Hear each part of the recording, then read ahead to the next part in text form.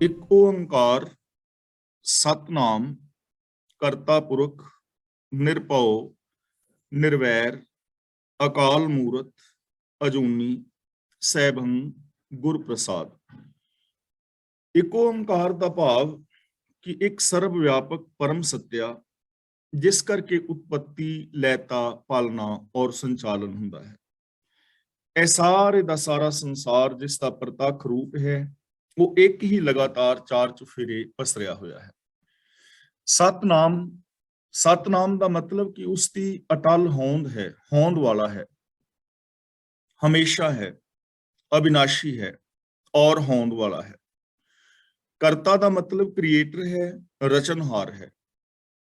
ਪੁਰਖ ਦਾ ਮਤਲਬ ਜਗਤ ਦੇ ਕਣ-ਕਣ ਦੇ ਅੰਦਰ ਸਮਾਇਆ ਹੋਇਆ ਹੈ, ਇਸ ਸੰਸਾਰ ਤੋਂ ਬਾਹਰ ਨਹੀਂ, ਜਰਰੇ ਜਰਰੇ ਦੇ ਅੰਦਰ ਸਮਾਇਆ ਹੋਇਆ ਹੈ। ਨਿਰਭਉ ਦਾ ਮਤਲਬ ਭੈ ਤੋਂ ਰਹਿਤ ਹੈ, ਉਸ ਨੂੰ ਕਿਸ ਦਾ ਭੈ ਨਹੀਂ ਹੈ। ਨਿਰਵੈਰ ਦਾ ਮਤਲਬ ਵੈਰ ਤੋਂ ਰਹਿਤ ਹੈ। ਤੇ ਅਕਾਲ ਮੂਰਤ, ਇੱਥੇ ਅਕਾਲ ਜੋ ਹੈ ਮੂਰਤ ਸ਼ਬਦ ਦਾ ਵਿਸ਼ੇਸ਼ਣ ਹੈ। ਅਕਾਲ ਮੂਰਤ ਦਾ ਮਤਲਬ ਕਾਲ ਰਹਿਤ ਹਸਤੀ, ਉਹਦੀ ਹਸਤੀ ਹੈ ਔਰ ਉਹ ਕਾਲ ਤੋਂ ਰਹਿਤ ਹੈ। ਬਚਪਨ, ਜਵਾਨੀ, ਬੁਢੇਪਾ ਉਸ ਤੇ ਅਸਰ ਨਹੀਂ ਕਰਦਾ, ਭਾਵ ਉਹਦੇ ਤੇ ਕਾਲ ਦਾ ਕੋਈ ਅਸਰ ਨਹੀਂ ਹੈ। ਜਿਵੇਂ ਅਸੀਂ ਪਹਿਲਾਂ ਬੱਚੇ ਸਾਂ ਫਿਰ ਜਵਾਨ ਬੁੱਢੇ ਹੋ ਗਏ, ਐਵੇਂ ਨਹੀਂ ਹੈ। ਇਸੇ ਤਰ੍ਹਾਂ ਅਸੀਂ ਕੁਝ ਸਮਾਂ ਪਹਿਲਾਂ ਨਹੀਂ ਸਾਂ, ਹੁਣ ਹਾਂ, ਫਿਰ ਅਸੀਂ ਨਹੀਂ ਹੋ ਜਾਵਾਂਗੇ, ਉਹ ਐਵੇਂ ਨਹੀਂ ਹੈ। ਕਾਲ ਰਹਿਤ ਹਸਤੀ ਹੈ, ਉਸ ਤੇ ਸਮੇਂ ਦਾ ਕੋਈ ਪ੍ਰਭਾਵ ਨਹੀਂ ਹੈ। ਅਜੂਨੀ, ਅਜੂਨੀ ਦਾ ਮਤਲਬ ਜੂਨਾ ਤੋਂ ਰਹਿਤ ਹੈ। ਤੇ ਐਸੇ ਪ੍ਰਭੂ ਦੇ ਨਾਲ ਸਾਂਝ ਕਿਵੇਂ ਬਣਦੀ ਹੈ, ਜਾਂ ਜਿੰਨੇ ਵੀ ਇਹ ਰੱਬੀ ਗੁਣ ਨੇ ਇਹਨਾਂ ਦੇ ਅਸੀਂ ਧਾਰਨੀ ਕਿਵੇਂ ਹੋ ਸਕਦੇ ਹਾਂ, ਜਾਂ ਐਸੇ ਇੱਕ ਦੇ ਅੰਦਰ ਅਸੀਂ ਕਿਵੇਂ ਸਮਾ ਸਕਦੇ ਹਾਂ, ਉਹਦੇ ਲਈ ਰਾਹ ਕੀ ਹੈ? ਗੁਰ ਪ੍ਰਸਾਦ, ਗੁਰੂ ਦੀ ਕਿਰਪਾ ਸਦਕਾ, ਗੁਰੂ ਦੀ ਬਖਸ਼ਿਸ਼ ਨਾਲ। ਤੇ ਗੁਰੂ ਦੀ ਕਿਰਪਾ ਦਾ ਭਾਵ ਇਹ ਹੈ ਗੁਰੂ ਤੋਂ ਗਿਆਨ ਦੀ ਦਾਤ ਲੈ ਕੇ ਗੁਰੂ ਗਿਆਨ ਮੁਤਾਬਕ ਜ਼ਿੰਦਗੀ ਜੀਣੀ। ਯਾਨੀ ਜੋ ਗਿਆਨ ਗੁਰੂ ਦੀ ਅਗਵਾਈ ਵਿੱਚ ਜ਼ਿੰਦਗੀ ਜੀਂਦੇ ਨੇ ਉਹਨਾਂ ਦੇ ਅੰਦਰ ਇਹ ਜਿਹੜੇ ਗੁਣ ਨੇ ਆ ਜਾਂਦੇ ਨੇ ਔਰ ਉਹ ਇੱਕ ਪ੍ਰਭੂ ਦੇ ਅੰਦਰ ਸਦਾ ਸਦਾ ਵਾਸਤੇ ਸਮਾ ਜਾਂਦੇ ਨੇ। ਜੇ ਅਸੀਂ ਇਸ ਚੀਜ਼ ਨੂੰ ਸਮਝਣਾ ਹੋਵੇ ਤਾਂ ਥੋੜੀ ਜਿਹੀ ਅਸੀਂ ਵਿਚਾਰ ਕਰ ਸਕਦੇ ਹਾਂ। ਹੁਣ ਜੋ ਇੱਕ ਹੈ ਜਿਸ ਦਾ ਗੁਣ ਸੱਚ ਹੈ, ਜੋ ਕਰਤਾ ਹੈ, ਪੁਰਖ ਹੈ, ਨਿਰਭਉ ਨਿਰਵੈਰ ਅਕਾਲ ਮੂਰਤ ਅਜੂਨੀ ਹੈ, ਸੈਭੰ ਹੈ, ਐਸੇ ਮਾਲਕ ਦੇ ਵਿੱਚ ਜੇ ਸਮਾਣਾ ਹੈ, ਇਹਨਾਂ ਗੁਣਾਂ ਦੇ ਅੰਦਰ ਸਮਾਣਾ ਹੈ, ਤਾਂ ਸਭ ਤੋਂ ਪਹਿਲਾਂ ਸਾਨੂੰ ਕੀ ਚੀਜ਼ ਚਾਹੀਦੀ ਹੈ? ਗੁਰ ਪ੍ਰਸਾਦ, ਗੁਰੂ ਦੀ ਕਿਰਪਾ। ਤਾਂ ਜਦੋਂ ਗੁਰੂ ਕਿਰਪਾ ਕਰੇਗਾ, ਅਸੀਂ ਗੁਰੂ ਦੀ ਸ਼ਰਨ ਵਿੱਚ ਜਾਵਾਂਗੇ ਤਾਂ ਗੁਰੂ ਸਾਨੂੰ ਗਿਆਨ ਦੀ ਦਾਤ ਦੇਵੇਗਾ। ਤੇ ਗੁਰੂ ਦੇ ਗਿਆਨ ਰਾਹੀਂ ਜਦੋਂ ਅਸੀਂ ਵੇਖਾਂਗੇ ਨਾ ਪਿਛਲੇ ਪਾਸਿਓਂ, ਗੁਰ ਪ੍ਰਸਾਦ ਤੋਂ ਅਗਲਾ ਸ਼ਬਦ ਹੈ ਸੈਭੰ। ਸਾਨੂੰ ਸਮਝ ਆਏਗੀ ਕਿ ਜੋ ਪ੍ਰਭੂ ਹੈ ਜਿਸ ਵਿੱਚ ਅਸੀਂ ਮਿਲਣਾ ਚਾਹੁੰਦੇ ਹਾਂ, ਜਿਸ ਨੂੰ ਅਸੀਂ ਸਮਝਣਾ ਚਾਹੁੰਦੇ ਹਾਂ, ਅਭੇਦ ਹੋਣਾ ਚਾਹੁੰਦੇ ਹਾਂ, ਉਹ ਸੈਭੰ ਹੈ। ਇਹ ਉਹਦਾ ਗੁਣ ਹੈ ਸੈਭੰ, ਸੁਤੇ ਪ੍ਰਕਾਸ਼, ਆਪਣੇ ਆਪ ਤੋਂ ਆਪ। ਉਹਨੂੰ ਕਿਸੇ ਸਹਾਰੇ ਦੀ ਲੋੜ ਨਹੀਂ ਹੈ, ਉਹ ਆਪਣੇ ਆਪ ਤੋਂ ਆਪ ਹੈ। ਉਸ ਦਾ ਕੋਈ ਮਾਂ-ਬਾਪ ਨੇ ਉਸ ਨੂੰ ਪੈਦਾ ਨਹੀਂ ਕੀਤਾ ਹੈ। ਤਾਂ ਸਾਨੂੰ ਇੱਥੋਂ ਜ਼ਿੰਦਗੀ ਜੀਣ ਲਈ ਕੀ ਮਿਲੇਗਾ? ਜਿਹੜਾ ਸੈਭੰ ਦੇ ਵਿੱਚ ਮਿਲੇਗਾ ਉਹ ਵੀ ਆਪਣੇ ਪੈਰਾਂ ਤੇ ਆਪ ਖਲੋਏਗਾ, ਆਪਣੇ ਪੈਰਾਂ ਤੇ ਆਪ ਖਲੋਏਗਾ। ਇਹ ਗੁਣ ਗੁਰੂ ਦੀ ਕਿਰਪਾ ਦੇ ਨਾਲ ਸਾਡੇ ਅੰਦਰ ਵੀ ਆ ਜਾਏਗਾ। ਤੇ ਜਿਹੜਾ ਆਪਣੇ ਪੈਰਾਂ ਤੇ ਆਪ ਖਲੋਂਦਾ, ਇਹਦਾ ਮਤਲਬ ਕਿ ਉਹ ਆਪਣੇ ਕਾਰਜ ਆਪ ਕਰੇਗਾ, ਉਹ ਬੇਗਾਨੇ ਹੱਕ ਨਹੀਂ ਖਾਏਗਾ, ਆਪਣ ਹੱਥੀਂ ਆਪਣਾ ਆਪੇ ਹੀ ਕਾਜ ਸਵਾਰੇ। ਤਾਂ ਅਸੀਂ ਵੀ ਆਪਣੇ ਪੈਰਾਂ ਤੇ ਖਲੋਣਾ ਹੈ, ਬੇਗਾਨੇ ਹੱਕ ਨਹੀਂ ਖਾਣੇ, ਸਵੈ ਨਿਰਭਰ ਬਣਨਾ ਹੈ। ਉਸ ਤੋਂ ਅਗਲਾ ਸ਼ਬਦ ਹੈ ਅਜੂਨੀ। ਅਜੂਨੀ ਦਾ ਮਤਲਬ ਰੱਬ ਜੂਨਾ ਵਿੱਚ ਨਹੀਂ ਹੈ। ਤੇ ਜਿਹੜਾ ਅਜੂਨੀ ਦੇ ਅੰਦਰ ਗੁਰੂ ਦੀ ਕਿਰਪਾ ਨਾਲ ਸਮਾ ਜਾਏਗਾ ਨਾ, ਉਹ ਵੀ ਅਜੂਨੀ ਹੋ ਜਾਏਗਾ, ਜੂਨਾ ਤੋਂ ਰਹਿਤ ਹੋ ਜਾਏਗਾ। ਜੂਨਾ ਤੋਂ ਰਹਿਤ ਕਿਵੇਂ ਹੋਣਾ ਹੈ? ਇਹ ਵਿਚਾਰ ਅਸੀਂ ਪਹਿਲਾਂ ਕਈ ਵਾਰ ਵਿਚਾਰ ਚੁੱਕੇ ਹਾਂ। ਜਦੋਂ ਕੋਈ ਇਨਸਾਨ ਲੋਭ ਕਰਕੇ ਬੇਗਾਨੇ ਹੱਕ ਖਾਂਦਾ ਹੈ ਤਾਂ ਉਦੋਂ ਉਹ ਬੰਦਾ ਕੁੱਤੇ ਦੀ ਜੂਨ ਵਿੱਚ ਹੁੰਦਾ ਹੈ। ਲੋਭ ਲਹਿਰ ਸਭ ਸਵਾਨ ਹਲਕ ਹੈ, ਹਲਕਿਓ ਸਵੇ ਬਿਗਾਰੇ। ਉਦੋਂ ਉਹਦੇ ਅੰਦਰ ਕੁੱਤਾ ਬਿਰਤੀ ਹੁੰਦੀ ਹੈ। ਜਦੋਂ ਬੰਦਾ ਹੰਕਾਰੀ ਹੋ ਕੇ ਦੂਜਿਆਂ ਨੂੰ ਨੀਵਾਂ ਵਿਖਾਉਂਦਾ ਹੈ ਤਾਂ ਉਦੋਂ ਹਾਥੀ ਦੀ ਉਹਦੇ ਅੰਦਰ ਬਿਰਤੀ ਹੁੰਦੀ ਹੈ। ਜਦੋਂ ਬੰਦਾ ਕ੍ਰੋਧ ਦੇ ਨਾਲ ਦੂਜਿਆਂ ਉੱਤੇ ਵਾਰ ਕਰਦਾ ਹੈ ਜਾਂ ਦੂਜਿਆਂ ਨੂੰ ਬੇਪਤ ਕਰਦਾ ਹੈ, ਉਦੋਂ ਬੰਦਾ ਸੱਪ ਵਾਲੀ ਬਿਰਤੀ ਵਿੱਚ ਹੁੰਦਾ ਹੈ, ਉਹਦੇ ਅੰਦਰ ਸੱਪ ਦੀ ਬਿਰਤੀ ਪੈਦਾ ਹੋ ਜਾਂਦੀ ਹੈ। ਤਾਂ ਇਸ ਤਰ੍ਹਾਂ ਜਿਹੜਾ ਇਨਸਾਨ ਗੁਰੂ ਦੇ ਗਿਆਨ ਰਾਹੀਂ ਜ਼ਿੰਦਗੀ ਜੀਵੇਗਾ, ਉਸ ਦੇ ਅੰਦਰ ਅਗਲਾ ਗੁਣ ਆਏਗਾ ਕਿ ਉਹ ਇਨਸਾਨ ਇਹਨਾਂ ਜੂਨਾਂ ਤੋਂ ਯਾਨੀ ਪਸ਼ੂ ਬਿਰਤੀਆਂ ਤੋਂ ਰਹਿਤ ਹੋ ਜਾਏਗਾ। ਉਹਦੇ ਅੰਦਰ ਇਹ ਪਸ਼ੂ ਬਿਰਤੀਆਂ ਨਹੀਂ ਹੋਣਗੀਆਂ। ਅਗਲਾ ਸ਼ਬਦ ਹੈ ਅਕਾਲ ਮੂਰਤ। ਰੱਬ ਦਾ ਗੁਣ ਹੈ ਕਿ ਉਹ ਕਾਲ ਰਹਿਤ ਹਸਤੀ ਹੈ, ਉਹਦੇ ਤੇ ਮੌਤ ਦਾ ਕੋਈ ਪ੍ਰਭਾਵ ਨਹੀਂ ਹੈ। ਤਾਂ ਜਿਹੜਾ ਅਕਾਲ ਮੂਰਤ ਦੇ ਅੰਦਰ ਮਿਲੇਗਾ, ਸਮਾਏਗਾ, ਉਹ ਵੀ ਅਕਾਲ ਮੂਰਤ ਹੋ ਜਾਏਗਾ। ਇਹ ਗੁਣ ਉਸ ਦੇ ਅੰਦਰ ਵੀ ਆਏਗਾ, ਉਹ ਵੀ ਕਦੇ ਨਹੀਂ ਮਰੇਗਾ। ਇੱਥੇ ਕਦੇ ਵੀ ਨਹੀਂ ਮਰੇਗਾ ਦਾ ਮਤਲਬ ਸਰੀਰਕ ਮੌਤ ਨਹੀਂ ਹੈ, ਉਹਦੇ ਅੰਦਰੋਂ ਇਨਸਾਨੀਅਤ ਨਹੀਂ ਮਰੇਗੀ। ਬੰਦਾ ਉਦੋਂ ਮਰ ਜਾਂਦਾ ਜਦੋਂ ਸੱਚ ਦੇ ਨਾਲੋਂ ਟੁੱਟ ਜਾਂਦਾ ਹੈ। ਜਦੋਂ ਅਸੀਂ ਕਿਸੇ ਧੀ ਭੈਣ ਵੱਲ ਮਾੜੀ ਨਜ਼ਰ ਨਾਲ ਤੱਕਦੇ ਹਾਂ, ਉਦੋਂ ਅੰਦਰੋਂ ਇਨਸਾਨੀਅਤ ਮਰ ਜਾਂਦੀ ਹੈ। ਜਦੋਂ ਬੰਦਾ ਬੇਗਾਨੇ ਹੱਕ ਖਾਂਦਾ ਹੈ, ਉਦੋਂ ਬੰਦਾ ਅੰਦਰੋਂ ਮਰ ਚੁੱਕਾ ਹੁੰਦਾ ਹੈ।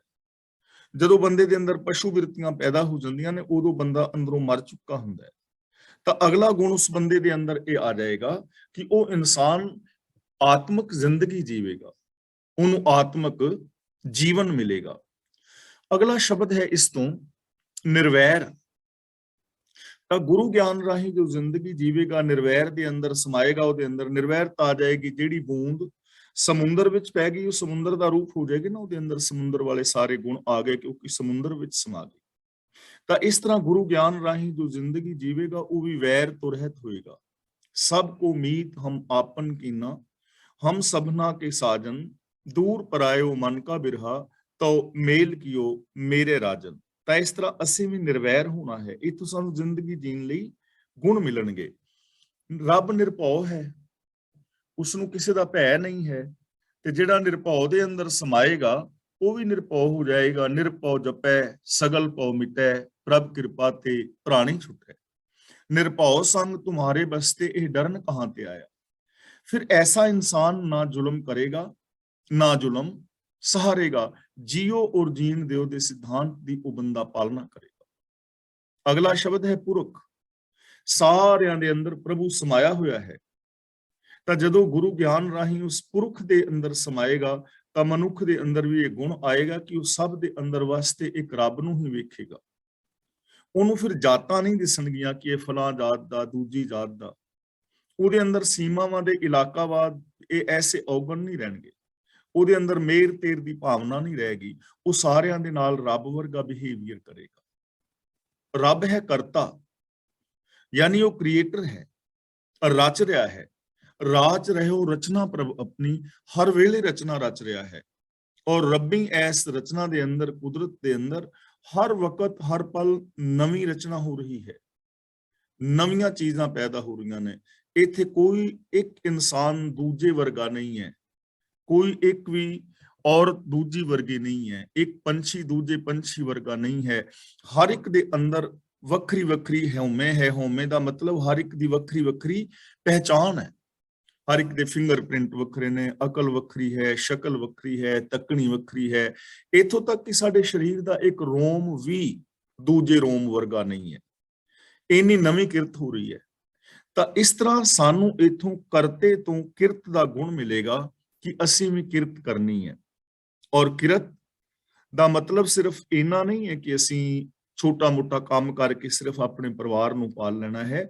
ਉਹ ਕਿਰਤ ਸੱਚੀ ਸੁੱਚੀ ਕਰਨੀ ਹੈ, ਈਮਾਨਦਾਰੀ ਦੀ ਕਿਰਤ ਕਰਨੀ ਹੈ, ਔਰ ਹਰ ਵਕਤ ਕੁਛ ਨਵਾਂ ਕਰਨਾ ਹੈ, ਚੰਗਾ ਕਰਨਾ ਹੈ, ਹਰ ਪਲ ਨਵਾਂ ਕਰਨਾ ਹੈ। ਜਦੋਂ ਅਸੀਂ ਇਸ ਚੀਜ਼ ਨੂੰ ਸਮਝਾਂਗੇ ਨਾ, ਤਾਂ ਸਾਡੇ ਅੰਦਰ ਨਵੀਨਤਾ ਆਏਗੀ। ਸਾਹਿਬ ਮੇਰਾ ਨੀਤ ਨਵਾਂ, ਜਿਵੇਂ ਆਪਾਂ ਪਹਿਲਾਂ ਵੀ ਇਹ ਵਿਚਾਰ ਕੀਤੀ ਹੈ ਕਿ ਅੱਜ ਸਾਡੀ ਬੋਲਬਾਣੀ ਬਹੁਤ ਚੰਗੀ ਰਹੀ, ਤਾਂ ਇਹ ਚੰਗੀ ਬੋਲਬਾਣੀ ਦਾ ਐਂਡ ਨਹੀਂ ਹੈ। ਇਹਦੇ ਅੰਦਰ ਹੋਰ ਨਵੀਨਤਾ ਲਿਆਂਦੀ ਜਾ ਸਕਦੀ ਹੈ, ਨਵੀਂ ਵਰਡਿੰਗ ਸਿੱਖੀ ਜਾ ਸਕਦੀ ਹੈ। ਆਪਣੇ ਸ਼ਬਦਾਵਲੀ ਨੂੰ ਜਿਹੜੀ ਹੈ, ਬੋਲ ਚਾਲ ਦੇ ਵਿੱਚ, ਇਹਦੇ ਵਿੱਚ ਬਹੁਤ ਚੰਗਾਪਨ, ਮਿਠਾਸ ਪੈਦਾ ਕੀਤੀ ਜਾ ਸਕਦੀ ਹੈ। ਅੱਜ ਸਾਡਾ ਬਿਹੇਵੀਅਰ ਚੰਗਾ ਰਿਹਾ, ਤੇ ਲੇਕਿਨ ਇਹ ਚੰਗੇ ਬਿਹੇਵੀਅਰ ਦਾ ਅੰਤ ਨਹੀਂ। ਇਹਨੂੰ ਕੱਲ ਨੂੰ ਹੋਰ ਚੰਗਾ ਬਣਾਇਆ ਜਾ ਸਕਦਾ ਹੈ, ਆਪਣੀ ਸ਼ਖਸੀਅਤ ਨੂੰ ਹੋਰ ਚੰਗਾ ਬਣਾਇਆ ਜਾ ਸਕਦਾ ਹੈ। ਤਾਂ ਇਸ ਤਰ੍ਹਾਂ ਬੰਦਾ ਆਪਣੇ ਪੂਰੇ ਜੀਵਨ ਦੇ ਅੰਦਰ ਹਰ ਪਲ ਵਿਕਾਸ ਕਰੇਗਾ। ਅਗਲਾ ਗੁਣ ਹੈ ਸਤਨਾਮ। ਰੱਬ ਇੱਕ ਅਟਲ ਸੱਚਾਈ ਹੈ, ਹੋਂਦ ਉਹਦੀ ਹੋਂਦ ਅਟਲ ਹੈ, ਸੱਚਾਈ ਹੈ ਰੱਬ। ਤਾਂ ਜੋ ਸੱਚ ਦੇ ਨਾਲ ਜੁੜੇਗਾ, ਉਸ ਮਨੁੱਖ ਦੇ ਅੰਦਰ ਵੀ ਸੱਚਾਈ ਆਏਗੀ। ਉਹ ਵੀ ਮਨ, ਬਚਨ, ਕਰਮ ਕਰਕੇ ਸੱਚ ਦਾ ਧਾਰਨੀ ਹੋਏਗਾ, ਔਰ ਇਸ ਤਰ੍ਹਾਂ ਉਹ ਇਨਸਾਨ ਸਚਿਆਰ ਹੋਏਗਾ। ਗੁਰੂ ਦੀ ਰਹਿਮਤ ਨਾਲ ਜਿਸ ਵਿੱਚ ਇੰਨੇ ਗੁਣ ਆ ਗਏ, ਅੱਗੇ ਹੈ ਇੱਕ ਓੰਕਾਰ, ਉਹ ਇੱਕ ਦੇ ਅੰਦਰ ਸਮਾ ਜਾਏਗਾ, ਉਹ ਇੱਕ ਨੂੰ ਪਾ ਲਏਗਾ, ਜਿਹਨੂੰ ਅਸੀਂ ਕਹਿੰਦੇ ਰੱਬ ਨੂੰ ਪਾਣਾ, ਉਹ ਇੱਕ ਦੇ ਅੰਦਰ ਸਮਾ ਜਾਏਗਾ। ਤੇ ਯਾਦ ਰੱਖਣਾ, ਜਦੋਂ ਬੰਦਾ ਇੱਕ ਦੇ ਅੰਦਰ ਸਮਾ ਜਾਏਗਾ ਨਾ, ਫਿਰ ਕੀ ਹੋਏਗਾ, ਉਹਦਾ ਰਿਜ਼ਲਟ ਕੀ ਹੋਏਗਾ ਕਿ ਜਾਤੀਵਾਦ ਖਤਮ ਹੋ ਜਾਏਗਾ, ਕਿਉਂਕਿ ਇੱਕ ਪਿਤਾ ਏਕਸ ਕੇ ਹਮ ਬਾਰਿਕ, ਫਿਰ ਜਾਤਾਂ ਨਹੀਂ ਰਹਿਣਗੀਆਂ, ਫਿਰ ਇੱਕ ਭਾਈਚਾਰਕ ਸਮਾਜ ਪੈਦਾ ਹੋ ਜਾਏਗਾ। ਜਦੋਂ ਇਨਸਾਨ ਇੱਕ ਓੰਕਾਰ ਦੇ ਸਿਧਾਂਤ ਨੂੰ ਸਮਝੇਗਾ, ਇੱਕ ਵਿੱਚ ਸਮਾਏਗਾ, ਤਾਂ ਜਿੰਨੇ ਵੀ ਆ ਸੀਮਾਵਾਂ ਦੇ ਝਗੜੇ ਨੇ, ਇਹ ਸਾਰੇ ਦੇ ਸਾਰੇ ਮੁੱਕ ਜਾਣਗੇ। ਪੋਸੀਬਿਲਿਟੀ ਹੈ, ਕਿਉਂਕਿ ਕੁਦਰਤ ਨੇ ਸੀਮਾਵਾਂ ਨਹੀਂ ਬਣਾਈਆਂ, ਕੁਦਰਤ ਨੇ ਸਿਰਫ ਇੱਕ ਧਰਤੀ ਬਣਾਈ ਹੈ, ਰੱਬ ਨੇ ਇੱਕ ਧਰਤੀ ਬਣਾਈ ਹੈ, ਸੀਮਾਵਾਂ ਅਸੀਂ ਆਪ ਪੈਦਾ ਕੀਤੀਆਂ ਨੇ। ਤਾਂ ਆਉਣ ਵਾਲੇ ਟਾਈਮ ਵਿੱਚ ਹੋ ਸਕਦਾ ਹੈ ਐਸਾ, ਲੋਕ ਇਸ ਚੀਜ਼ ਨੂੰ ਸਮਝ ਲੈਣ, ਇਹਨਾਂ ਦੇਸ਼ਾਂ ਨੂੰ ਖਤਮ ਕਰ ਦੇਣ, ਦੇਸ਼ਾਂ ਨੂੰ ਸਟੇਟਾਂ ਦਾ ਦਰਜਾ ਦੇ ਦੇਣ, ਪੂਰੀ ਦੁਨੀਆ ਦੀ ਇੱਕ ਸਾਂਝੀ ਰਾਜਧਾਨੀ ਹੋ ਜਾਏ, ਪੂਰੀ ਦੁਨੀਆ ਦਾ ਕਾਨੂੰਨ ਇੱਕ ਹੋ ਜਾਏ, ਕਰੰਸੀ ਇੱਕ ਹੋ ਜਾਏ, ਤੇ ਜਿਹੜੇ 40, 50 ਜਾਂ 60% ਧਨ ਮਾਰੂ ਹਥਿਆਰਾਂ ਤੇ ਵਰਤਿਆ ਜਾ ਰਿਹਾ ਹੈ, ਉਹ ਮਨੁੱਖਤਾ ਦੇ ਉਤਥਾਨ ਵਾਸਤੇ ਵਰਤਿਆ ਜਾਏ। ਜਦੋਂ ਬੰਦਾ ਇੱਕ ਓੰਕਾਰ ਦੇ ਅੰਦਰ ਸਮਾਏਗਾ ਨਾ, ਫਿਰ ਅਮੀਰ ਔਰ ਗਰੀਬ ਦੇ ਵਿਤਕਰੇ ਮਿਟਣਗੇ, ਜਿਹੜੀ ਕਹਾਣੀ ਆਰਥਿਕ ਵੰਡ ਹੈ ਖਤਮ ਹੋਏਗੀ, ਫਿਰ ਹਰ ਇਨਸਾਨ ਨੂੰ ਰੋਟੀ, ਕੱਪੜੇ ਔਰ ਮਕਾਨ ਦੀਆਂ ਜ਼ਰੂਰਤਾਂ ਉਹਦੀਆਂ ਪੂਰੀਆਂ ਹੋਣਗੀਆਂ, ਰੋਜ਼ਗਾਰਾਂ ਦੇ ਵਿੱਚ ਵਾਧਾ ਹੋਏਗਾ, ਵੰਡ ਕੇ ਛਕਣ ਦਾ ਸਿਧਾਂਤ ਪੈਦਾ ਹੋਏਗਾ। ਔਰ ਫਿਰ ਜਿੰਨੇ ਵੀ ਆ ਧਾਰਮਿਕ ਵਾਦ ਵਿਵਾਦ ਨੇ, ਧਾਰਮਿਕ ਝਗੜੇ ਨੇ, ਲੜਾਈਆਂ ਨੇ, ਉਹ ਮੁੱਕ ਜਾਣਗੀਆਂ ਜਦੋਂ ਬੰਦਾ ਇੱਕ ਦੇ ਅੰਦਰ ਸਮਾ ਜਾਏਗਾ। ਜੇ ਰੱਬ ਇੱਕ ਹੈ ਤਾਂ ਉਹਦਾ ਧਰਮ ਵੀ ਇੱਕੋ ਹੀ ਹੈ। ਸਰਬ ਧਰਮ ਮੈਂ ਸ੍ਰੇਸ਼ਟ ਧਰਮ, ਹਰ ਕੋ ਨਾਮ ਜਪ ਨਿਰਮਲ ਕਰਮ, ਇਹ ਸਰਬ ਸਾਂਝਾ ਧਰਮ। ਫਿਰ ਏਕੋ ਧਰਮ ਦ੍ਰਿੜੈ ਸੱਚ ਕੋਈ, ਗੁਰਮਤਿ ਜੁਗ ਜੁਗ ਪੂਰਾ ਹੋਈ। ਫਿਰ ਇੱਕੋ ਹੀ ਧਰਮ ਹੋਏਗਾ ਸਚਿਆਰ ਹੋਣਾ, ਫਿਰ ਇੱਕ ਹੀ ਧਰਮ ਹੋਏਗਾ ਸੱਚ ਨੂੰ ਆਧਾਰ ਬਣਾ ਕੇ ਮਨੁੱਖੀ ਫਰਜ਼ਾਂ ਨੂੰ ਪੂਰੀਆਂ ਕਰਨਾ। ਤਾਂ ਇਸ ਤਰ੍ਹਾਂ ਸਾਨੂੰ ਮੂਲ ਮੰਤਰ ਦੇ ਅੰਦਰ ਜੋ ਗੁਣ ਦੱਸੇ ਨੇ, ਜੇ ਇਹਨਾਂ ਦੀ ਵਿਸਥਾਰ ਸਹਿਤ ਵਿਆਖਿਆ ਕੀਤੀ ਜਾਏ ਔਰ ਇਹਨਾਂ ਗੁਣਾਂ ਦੇ ਧਾਰਨੀ ਇਨਸਾਨ ਹੋ ਜਾਣ, ਤਾਂ ਪੂਰੀ ਦੀ ਪੂਰੀ ਦੁਨੀਆ ਦੀਆਂ ਸਮੱਸਿਆਵਾਂ ਦਾ ਸੋਲੂਸ਼ਨ ਹੋ ਸਕਦਾ ਹੈ। ਫਿਰ ਪਰਿਵਾਰਾਂ ਦੇ ਅੰਦਰ ਕਲ ਕਲੇਸ਼ ਨਹੀਂ ਰਹਿਣਗੇ, ਸਮਾਜਿਕ ਕਲ ਕਲੇਸ਼ ਮੁੱਕ ਜਾਣਗੇ, ਰਾਜਨੀਤਿਕ ਲੜਾਈਆਂ ਦੰਗੇ ਮੁੱਕ ਜਾਣਗੇ, ਸਮਾਜਿਕ ਜੋ ਝਗੜੇ ਝਾਂਜੇ ਨੇ ਉਹ ਮੁੱਕ ਜਾਣਗੇ। ਔਰ ਐਸਾ ਹੋ ਸਕਦਾ ਹੈ ਜੇ ਯਤਨ ਕੀਤਾ ਜਾਏ, ਜੇ ਗੁਰਪ੍ਰਸਾਦ ਨੂੰ ਸਮਝਿਆ ਜਾਏ, ਗੁਰਬਾਣੀ ਮੁਤਾਬਕ ਜ਼ਿੰਦਗੀ ਜੀਵੀ ਜਾਏ, ਤਾਂ ਐਸੀ ਪੋਸੀਬਿਲਿਟੀਜ਼, ਐਸੀਆਂ ਸੰਭਾਵਨਾਵਾਂ ਨੇ। ਰਾਗ ਆਸਾ ਬਾਣੀ ਭਗਤਾਂ ਕੀ, ਰਾਗ ਆਸਾ ਦੇ ਅੰਦਰ ਭਗਤਾਂ ਦੀ ਬਾਣੀ ਆਰੰਭ ਹੁੰਦੀ ਹੈ।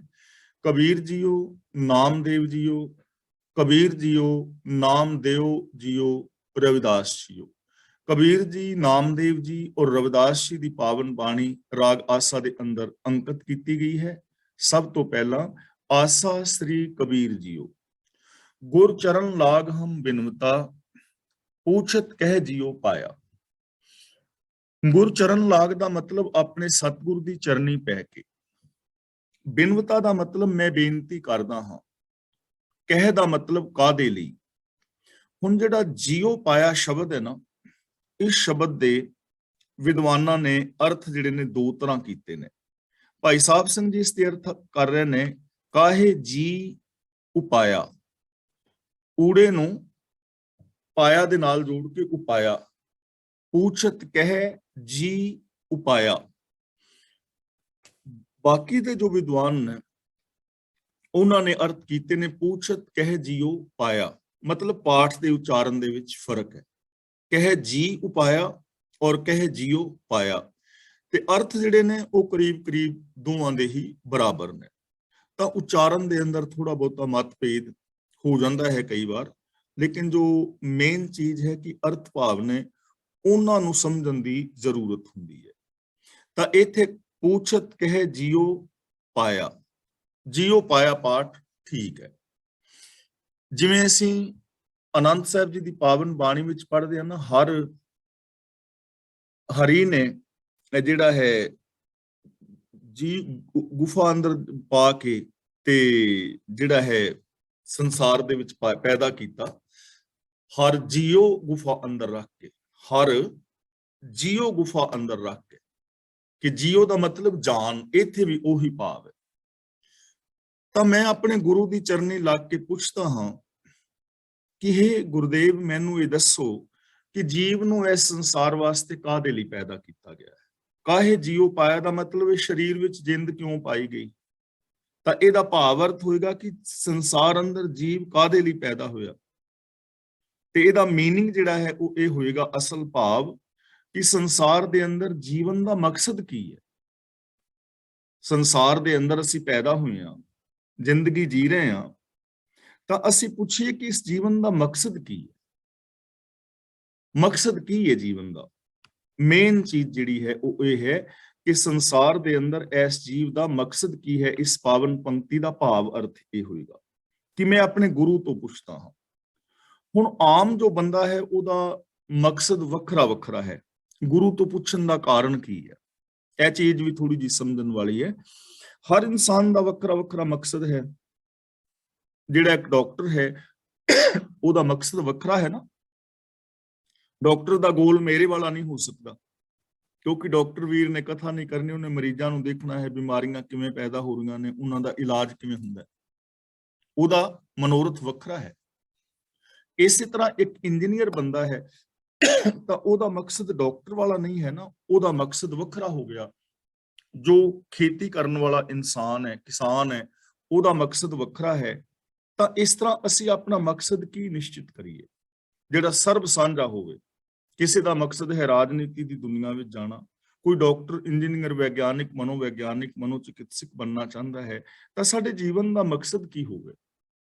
ਹੁਣ ਇੱਥੇ ਗੁਰੂ ਤੋਂ ਪੁੱਛਣ ਦਾ ਕਾਰਨ, ਕਿਉਂਕਿ ਗੁਰੂ ਸਾਨੂੰ ਇੱਕ ਅਟਲ ਸੱਚਾਈ ਦਿੰਦੇ ਨੇ, ਯੂਨੀਵਰਸਲ ਟਰੂਥ। ਇਸੇ ਤਰ੍ਹਾਂ ਇਹ ਜਿੰਨੇ ਵੀ ਮੈਂ ਮਕਸਦ ਗਿਣੇ ਨੇ, ਇਹ ਸਾਡੇ ਜੀਵਨ ਨਿਰਵਾਹ ਵਾਸਤੇ ਨੇ। ਇਹ ਜੀਵਨ ਦੇ ਨਿਰਵਾਹ ਵਾਸਤੇ ਨੇ, ਜ਼ਰੂਰੀ ਨੇ। ਕਿਸੇ ਨੇ ਆਪਣੇ ਜੀਵਨ ਨਿਰਵਾਹ ਲਈ ਖੇਤੀ ਕਰਨੀ ਹੈ, ਕਿਸੇ ਨੇ ਦੁਕਾਨ ਕਰਨੀ ਹੈ, ਕਿਸੇ ਨੇ ਡਾਕਟਰ ਬਣਨਾ ਹੈ, ਇੰਜੀਨੀਅਰ ਬਣਨਾ ਹੈ। ਇਹ ਸਾਡੀ ਜ਼ਿੰਦਗੀ ਜੀਣ ਵਾਸਤੇ ਅਤਿਅੰਤ ਜ਼ਰੂਰੀ ਨੇ। ਲੇਕਿਨ ਜੀਵਨ ਦਾ ਮਕਸਦ ਕੀ ਹੈ? ਗੁਰੂ ਤੋਂ ਪੁੱਛੀਏ ਜਿਹੜਾ ਸਰਬ ਸਾਂਝਾ ਹੋਵੇ। ਜੀਣਾ ਕਾਦੇ ਵਾਸਤੇ ਹੈ? ਤਾਂ ਗੁਰੂ ਪਾਤਸ਼ਾਹ ਨੇ ਸਾਨੂੰ, ਜਿਵੇਂ ਅਸੀਂ ਪਾਵਨ ਬਾਣੀ ਵਿੱਚ ਵਿਚਾਰਿਆ ਹੈ, ਕਿ ਸਾਡੇ ਜੀਵਨ ਦਾ ਮਕਸਦ ਹੋਣਾ ਹੈ ਸਚਿਆਰ ਹੋਣਾ। ਇਹ ਚੀਜ਼ਾਂ ਜ਼ਿੰਦਗੀ ਲਈ ਜ਼ਰੂਰੀ ਨੇ, ਜੀਵਨ ਇਹਨਾਂ ਚੀਜ਼ਾਂ ਲਈ ਨਹੀਂ ਹੈ। ਜੀਵਨ ਦਾ ਮਕਸਦ ਹੈ ਸਚਿਆਰ ਹੋਣਾ। ਜੇ ਕੋਈ ਡਾਕਟਰ ਹੈ ਤਾਂ ਉਹ ਚੰਗਾ ਡਾਕਟਰ ਹੋਵੇ ਤੇ ਇਸ ਨਾਲ ਸਚਿਆਰ ਹੋਵੇ, ਮਨ ਬਚਨ ਕਰਮ ਕਰਕੇ ਸੱਚ ਦਾ ਧਾਰਨੀ। ਜੇ ਕੋਈ ਇੰਜੀਨੀਅਰ ਹੈ ਤਾਂ ਉਹ ਆਪਣੇ ਫੀਲਡ ਦੇ ਅੰਦਰ ਮਾਸਟਰੀ ਹਾਸਲ ਕਰੇ, ਲੇਕਿਨ ਉਹਦਾ ਜੀਵਨ ਸਚਿਆਰਾਂ ਵਾਲਾ ਹੋਵੇ, ਮਨ ਬਚਨ ਕਰਮ ਕਰਕੇ ਸੱਚ ਦਾ ਧਾਰਨੀ ਹੋਵੇ। ਜੇ ਕੋਈ ਦੁਕਾਨਦਾਰ ਹੈ, ਕਿਸਾਨ ਹੈ, ਵਪਾਰੀ ਹੈ, ਜਾਂ ਘਰ ਦੇ ਅੰਦਰ ਸਾਡੇ ਰਿਸ਼ਤੇ ਨੇ, ਪਤੀ ਹੈ, ਪਤਨੀ ਹੈ, ਬੱਚੇ ਨੇ, ਮਾਂ ਹੈ, ਬਾਪ ਹੈ, ਹਰ ਬੰਦਾ ਸਚਿਆਰ ਹੋਣ ਦਾ ਯਤਨ ਕਰੇ। ਜੀਵਨ ਦਾ ਮਕਸਦ ਇਹ ਹੋਵੇ ਉੱਚਾ ਆਚਰਨ, ਉੱਚਾ ਆਦਰਸ਼। ਬਾਕੀ ਜ਼ਿੰਦਗੀ ਨੂੰ ਚਲਾਉਣ ਵਾਸਤੇ ਨੇ ਸਾਰੀਆਂ ਚੀਜ਼ਾਂ, ਪੈਸਾ, ਮਕਾਨ, ਰੋਟੀ ਵਗੈਰਾ ਵਗੈਰਾ, ਇਹ ਜ਼ਿੰਦਗੀ ਜੀਣ ਲਈ ਜ਼ਰੂਰੀ ਨੇ। ਲੇਕਿਨ ਜੀਵਨ ਦੇ ਅੰਦਰ ਖੁਸ਼ੀ, ਆਨੰਦ, ਪ੍ਰਸੰਨਤਾ ਤਾਂ ਹੀ ਰਹਿ ਸਕੇਗੀ, ਜੀਵਨ ਸੁਖਾਲਾ ਤਾਂ ਹੀ ਰਹੇਗਾ ਜੇ ਬੰਦਾ ਸਚਿਆਰ ਹੋ ਸਕੇ। ਤਾਂ ਇਸ ਲਈ ਗੁਰੂ ਜੀ ਕਹਿ ਰਹੇ ਨੇ ਕਿ ਮੈਂ ਗੁਰੂ ਦੇ ਚਰਨੀ ਲੱਗ ਕੇ ਪੁੱਛਦਾ ਹਾਂ ਕਿ ਇਹ ਜੀਵ ਪੈਦਾ ਕਿਉਂ ਕੀਤਾ ਗਿਆ ਹੈ, ਭਾਵ ਕਿ ਜ਼ਿੰਦਗੀ ਦੇ ਅੰਦਰ ਮਕਸਦ ਕੀ ਹੈ, ਅਸੀਂ ਜੀ ਕਾਦੇ ਵਾਸਤੇ ਰਹੇ ਹਾਂ। ਕਵਨ ਕਾਜ ਜਗ ਉਪਜੈ ਬਿਨਸੈ, ਕਹੋ ਮੋਹਿ ਸਮਝਾਇਆ। ਕਹੋ ਦਾ ਮਤਲਬ ਦੱਸੋ, ਮੋਹਿ ਦਾ ਮਤਲਬ ਮੈਨੂੰ, ਸਮਝਾਇਆ ਦਾ ਮਤਲਬ ਮੈਨੂੰ ਸਮਝਾਓ। ਕਵਨ ਕਾਜ ਦਾ ਮਤਲਬ ਕਿਸ ਕੰਮ ਕਰਕੇ, ਉਪਜੇ ਦਾ ਮਤਲਬ ਉਪਜਦਾ ਹੈ, ਬਿਨਸੇ ਦਾ ਮਤਲਬ ਮਰਦਾ ਹੈ, ਯਾਨੀ ਜੰਮਦਾ ਹੈ ਔਰ ਮਰਦਾ ਹੈ। ਤਾਂ ਜਨਮ ਤੋਂ ਲੈ ਕੇ ਮਰਨ ਤੱਕ ਬੰਦਾ ਜ਼ਿੰਦਗੀ ਜੀਂਦਾ ਹੈ ਨਾ।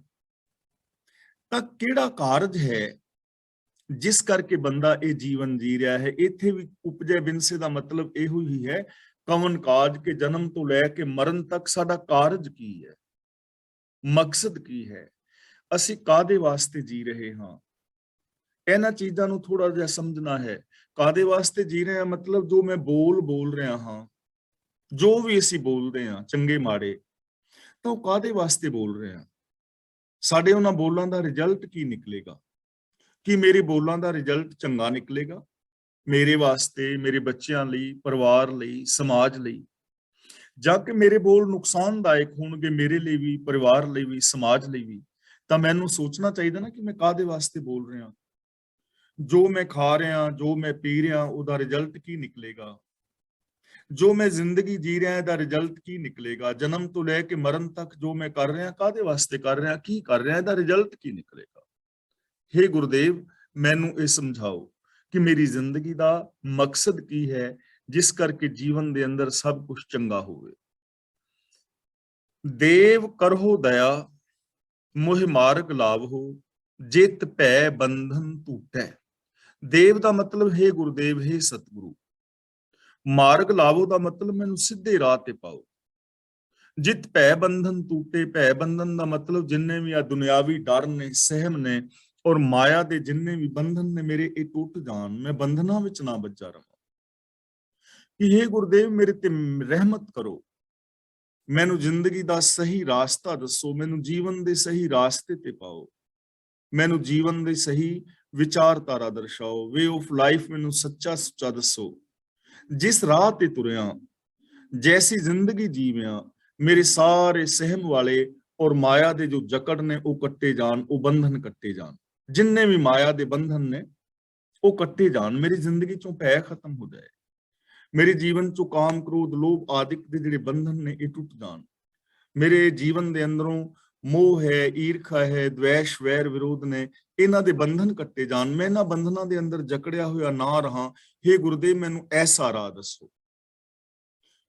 ਜਨਮ ਮਰਨ ਦੁਖ ਫੇੜ ਕਰਮ, ਸੁਖ ਜੀ ਜਨਮ ਤੇ ਛੂਟੈ।